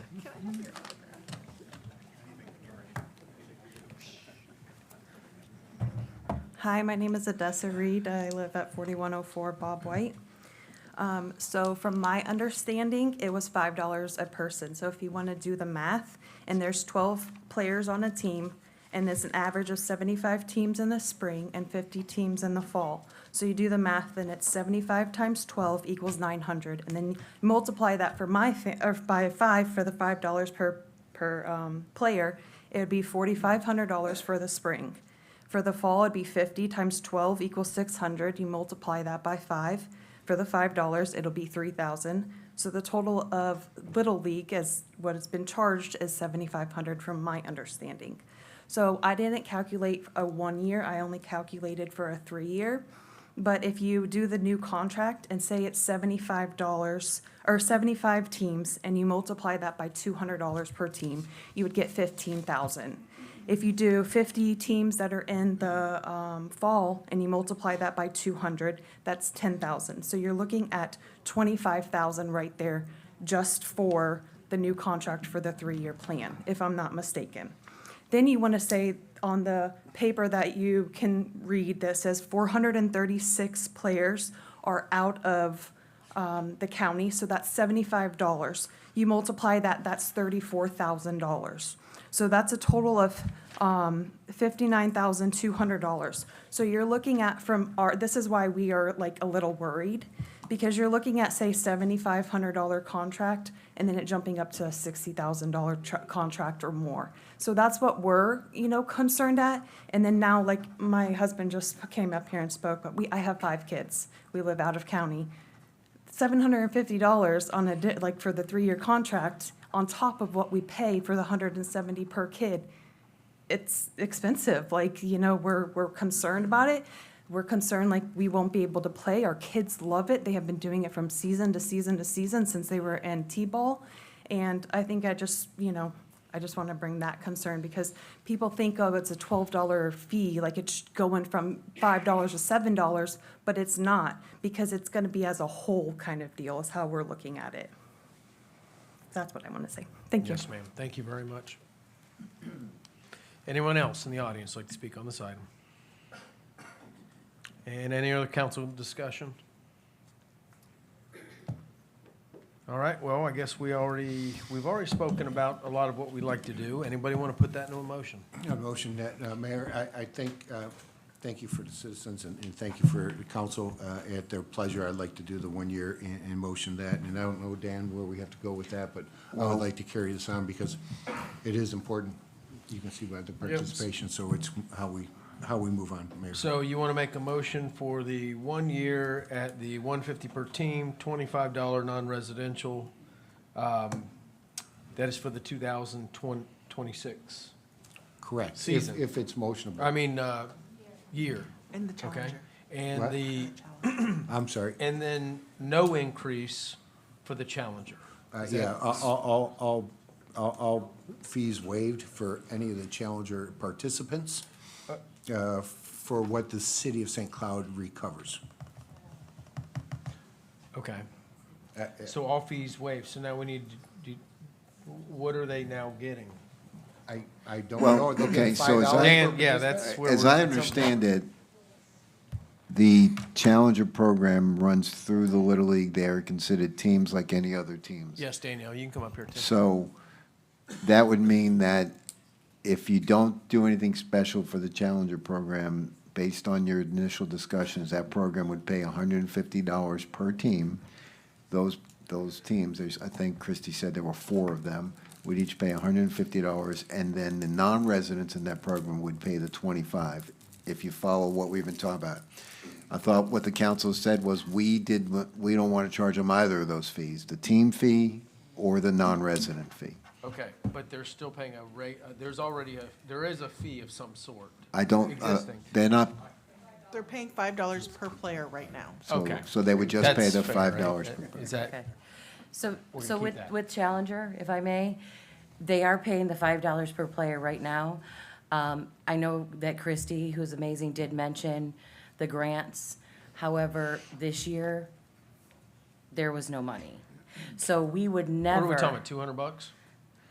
Well, we're talking about, no, I'm not, We no, always go to no. Ken's I'm Wallet not for- talking about paying her $5 per player. Yeah. I'm talking about us, the Little League, absorbing the cost of their uniforms, their trophies, those things as well. So when she was coming Can about we the. just sidebar on that Yeah. uniform stuff? Okay. Person to person? Yes. I'd like to ask the city to waive the fees that we charge for any of the challengers. And separate motion, if we can meet about. Okay, okay. Uniforms and stuff, can we just? Okay. do it on the side? I do have one question about the fee, the 150 and per team plus the 25. So with that fee structure, the non-residents are also in that per team price, as well as the $25. So they're kind of double dipping in a sense, correct? I just want clarification. Well, I think the 150 per team is every team, is it not? What's every team, right? Okay. Which, well, then there's the non-residence fee, so. It's an additional the- fee. It's additional fee. Okay, I just want clarification. Okay. All right, so essentially with the Challenger, we'd be waiving $210. I've been agreeing to that. So Challenger's coming out ahead on this one. So, of course, we're still gonna play hard on Saturday. Is there a game? We're gotta playing start the Challenger exercising. kids. Take it easy on them, Ken. So, to wrap up that motion that Deputy Mayor was stating, 1 year at the 150 per team, $25 for each non-residential child, and then completely waiving all of the city fees for the Challenger kids. Right, so the way the proposed agreement is, this is a revised agreement, it does not include, the $5 fee is not in the current agreement. It is being replaced by a flat fee of $150 per team, right, plus the $25. So the provision of the agreement would read that each team would pay $150 per team, and plus a $25 for each non-city registered. And then I added the language that would say the fee shall not apply to the teams and participant in the Challenge League for participants with special needs. All right. Okay, With thank your you. ple- With your pleasure, Mayor. We'll let Scott. With No, your I ple- was- with your pleasure, Deputy Mayor, Mayor. it's gonna be $600, because it's $150 per team in the I see Florida what it is. Challengers team. Okay. I would Then we'll like to waive ask that. the pleasure of the council to consider waiving that, because that's what the fee is. We're not losing it, we're just not getting it. Okay. Correct, Scott Davidoff, Deputy City Manager, the city You attorney. just wanted to talk all night. No, Waiting to get no, I think everyone here has done a great job. The city attorney explained it very well. Basically, what will happen is however many teams there are in the Challenger program, because nothing is paid to the city. The Little League, there's no $5, there's nothing of that nature. All it is the total number of teams. So what we would get from the Little League program is the total number of Challenger teams.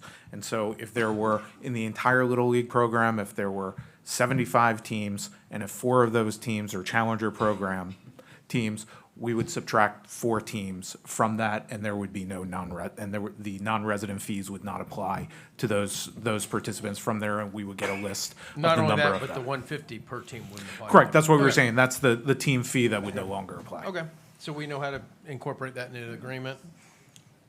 Do we vote on that agreement now? No, I just made those suggestions to you. It would be a one-year agreement, and we could have I think everybody understands it, except, I'm sorry, go back to Mr. Urban's comment a little while ago, I don't know, 30 minutes ago, about the ad valorem versus resident piece. Do you want that to apply now, or do you want to wait for maybe a subsequent year on that? Well, at the pleasure of the council, I was going to ask if we could include the definition of a resident to include any property owner in the city.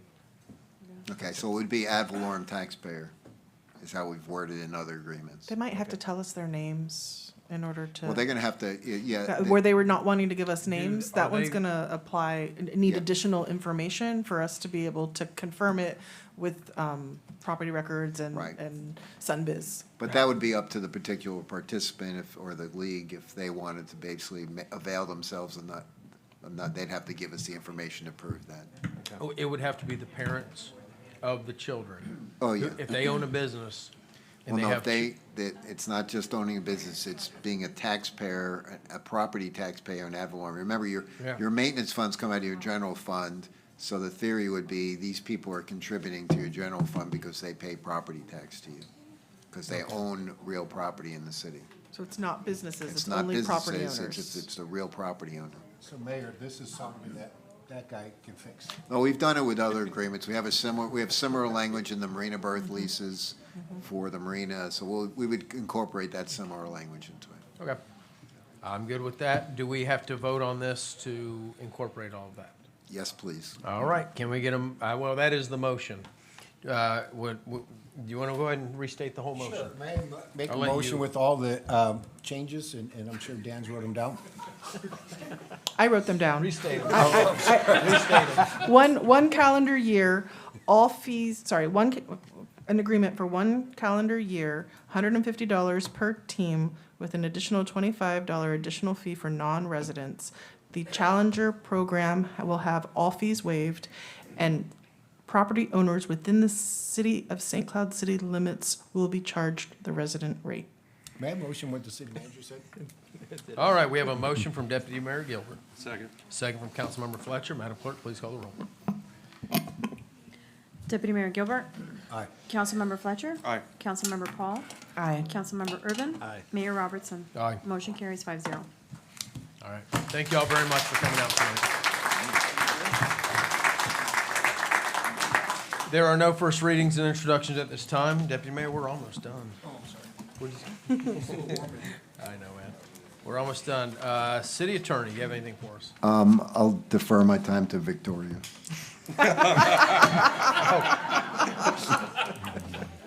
I'm gonna be called that for a while now, I have a feeling. City Manager. Thank you. I just have a few things. First, I hope all of you come to the ribbon cutting for the new fields on 17th Street this Saturday at 9 o'clock. And then stay after the ribbon cutting to support the city council who is playing the Challenger League. Also, we are accepting applications for all of our citizen advisory committees right now. The applications are available on the city website. And question for the city council, we recently decided to move our workshops to 1:30 because we've had so many topics and so many things to go over. Unfortunately, after we made that decision, we learned that the Tri-County League of Cities regularly is going to cause a conflict for us. If any council members attend, they won't be able to get back in time. So we would like to instead move forward with workshops starting at 2:30 instead. I'm just looking for consensus for that. Tri-County gets out at 1:30 anywhere in Central Florida, gives an hour to get back. So. Yeah. That's all I have. Thank you so much. And actually want to congratulate David Bridle for this amazing council chamber renovation project. Is David in the room anywhere? Yeah, I he's don't sitting know. right there. David, will you Yeah. raise your hand? He did a great job being the project manager for this. There's a lot of visible changes, but there's a lot of other. I think he's matching the chairs. He dressed to his Yeah. ties. The fact that you have comfortable chairs is the city clerk's gift to everyone in the audience this evening. But there was a lot of people involved, and I just want to say thank you to all the staff that were involved with that, and we're going to thank everybody on Saturday for the ball fields. That's all. Awesome. Thank you. All right, Councilmember Fletcher. I just want to say, it's nights like tonight that really make serving on the city council amazing. You know, obviously, we had to go walk through this process, but we had, you know, great facilities. We had the community come out. We were able to work together, you know, and spend a couple hours tonight going over how to make our city better, and I really appreciate that, and it warms my heart that we were able to do that in a civil manner. So thank you to the community for that, and the council, of course. Second, I would like to appoint Ed Mateo to the Veterans Council. And with that, thank you, and have a good night. We have to vote to confirm. You just need a Ed? consensus for Yep. that, for those, so unless anybody objects. Thank you. Deputy Mayor Gilbert. I defer to, what was your new name? Victoria. Victoria. I would defer to Victoria. You're all done? Nothing? You have nothing to say. You had a lot to say tonight, and that's it. You're out. I'm sorry. It's an honor to serve on this council with the pleasure of this council members. You're not speaking into your microphone. Jay can't hear you up there. Hey, look at him. He's nodding. All right, Councilmember Paul. I want to say Happy New Year to everyone. Hope everyone had a great Christmas with their family. One thing I wanted to share, I did receive a concern over the Christmas break from a resident in Canopy Walk about their trash not being picked up. And the next day or a week later, he sent me a message saying that they picked it up, so he was very grateful for that. I believe I forwarded that email to our city manager, Veronica. And then also back in December, I did bring up about sponsoring a community day for David Eady Sr. The location would be at David Eady, the field at Hopkins Park, which is named after Mr. Eady in his honor, February 7th, 2026.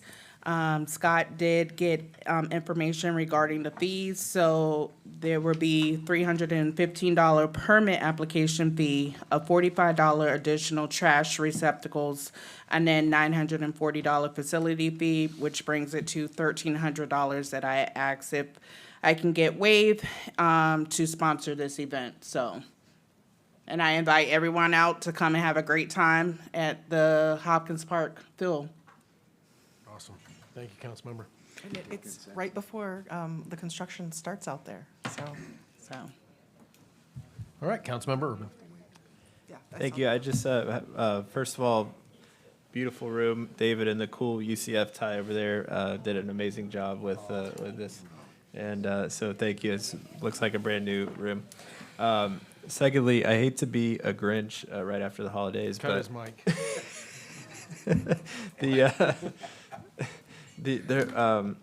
I received several complaints and witnessed this myself, but the fireworks on Christmas Eve and Christmas Day, like well into early Christmas Eve morning, like 2, 3 a.m., were out of control this year in our city. And, you know,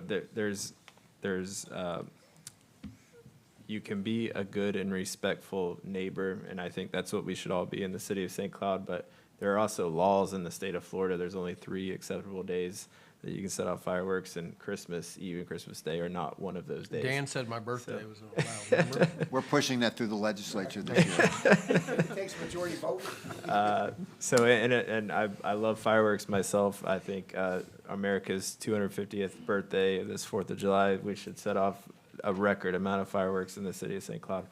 But just ask everybody to be respectful neighbors, and if it does become an issue, maybe we need to look into tightening up our ordinances. I don't want to put more work on our awesome police chief over there, being the safest city in the state of Florida. But just asking everybody to be good and respectful neighbors moving forward. Thank you. All right, thank you. Yep, I want to thank the audience, the public for participating tonight. Even after we're kind of figuring out where we wanted to go with it, I did enjoy hearing from each one of you that got up and spoke. So thank you. We always enjoy the public participating in this. I wish we'd get more people coming in here and not for negative reasons, but for positive things. And I think this was a positive thing. I think it allowed us to, obviously, we're not allowed to communicate outside of this, so it allows us to open up discussion about this and better understand Little League, which is, as Danielle said, has been here 50 years. So only 50 years? I'm 45. Jim, she already told me how old you are. Oh, you played in some other league, right? Was it Ross Jeffrey? What did you say? Okay. Is that what they call it, the Ross Jeffries League? No, it was Little League. Mayor, if he's. I'm gonna- sorry. Yeah, that's all right. I'm just, the Babe Ruth, yeah. No, I do enjoy all of y'all coming out here. I'm glad we did reach an agreement on this and to get through the first year. And hopefully throughout this next year, we can work out other additional issues. So, New Year's was amazing downtown. I think they were 3,500 people. Is that what the count was? I think it was cold. I think it would have been more if it weren't so cold. All the council members were out there. Loved seeing everybody, city managers, all their families. The police department did an amazing job. Everybody was safe. Fire department, the fire chief actually responded to a fire that night and over at the apartment complex there, and he was working all night. So everybody was safe. I can tell you, the chief gave me a tour of the security features that night with the drones, with the surveillance cameras around. I can tell you everybody was safe. And lastly, I received, as y'all know, we got the fair and livestock show coming up in February. Oh, but I do want to thank Scott and Stephanie for working on these this agreement, you know, and the rest of staff and city manager. So, and the attorney. I know but we pay you so much that, you know, you don't need to be thanked. That's a joke, Dan. Thank you, sir. No, it's a lot of work. It really is. It's a lot of growing pains in the city. And but we do have the fair coming up in February and livestock show. And I received a buyer letter from Hannah Wild, actually Stacy's daughter. And I'm going to read this to you. It says, "Dear potential buyer," and y'all will get many of these in the mail. "I would be honored to see you show up at my market hog auction. I've been blessed to have this opportunity to show a market hog this year at the Osceola County Fair. I hope you take this letter into consideration to possibly have bacon or ham in your stomach at the dinner table." Is that the names of the two pigs? Bacon and ham? No. "My God has blessed me with this opportunity, and I would be honored to see you at my market auction. Sincerely, Hannah Wild." So please thank Hannah for sending this letter, and she hand wrote it. So I really love seeing that. With that, we have at the end here, we do have an information section in reports. We have the warrant list, number 3, fiscal year 26. Thursday, January 15th, 2026, City Council Workshop, 1:30 PM, City Hall Council Chambers. 2:30. We just changed it to 2:30. Oh, yep, you are so right. 2:30. All right, Monday, January 19th, 2026, City offices closed in observance of Martin Luther King Day. Thursday, February 5th, 2026, Community Redevelopment Agency meeting, 3:00 PM, City Hall Council Chambers. And Thursday, February 12th, 2026, City Council meeting, 6:30 PM, City Hall Council Chambers, and this meeting is adjourned.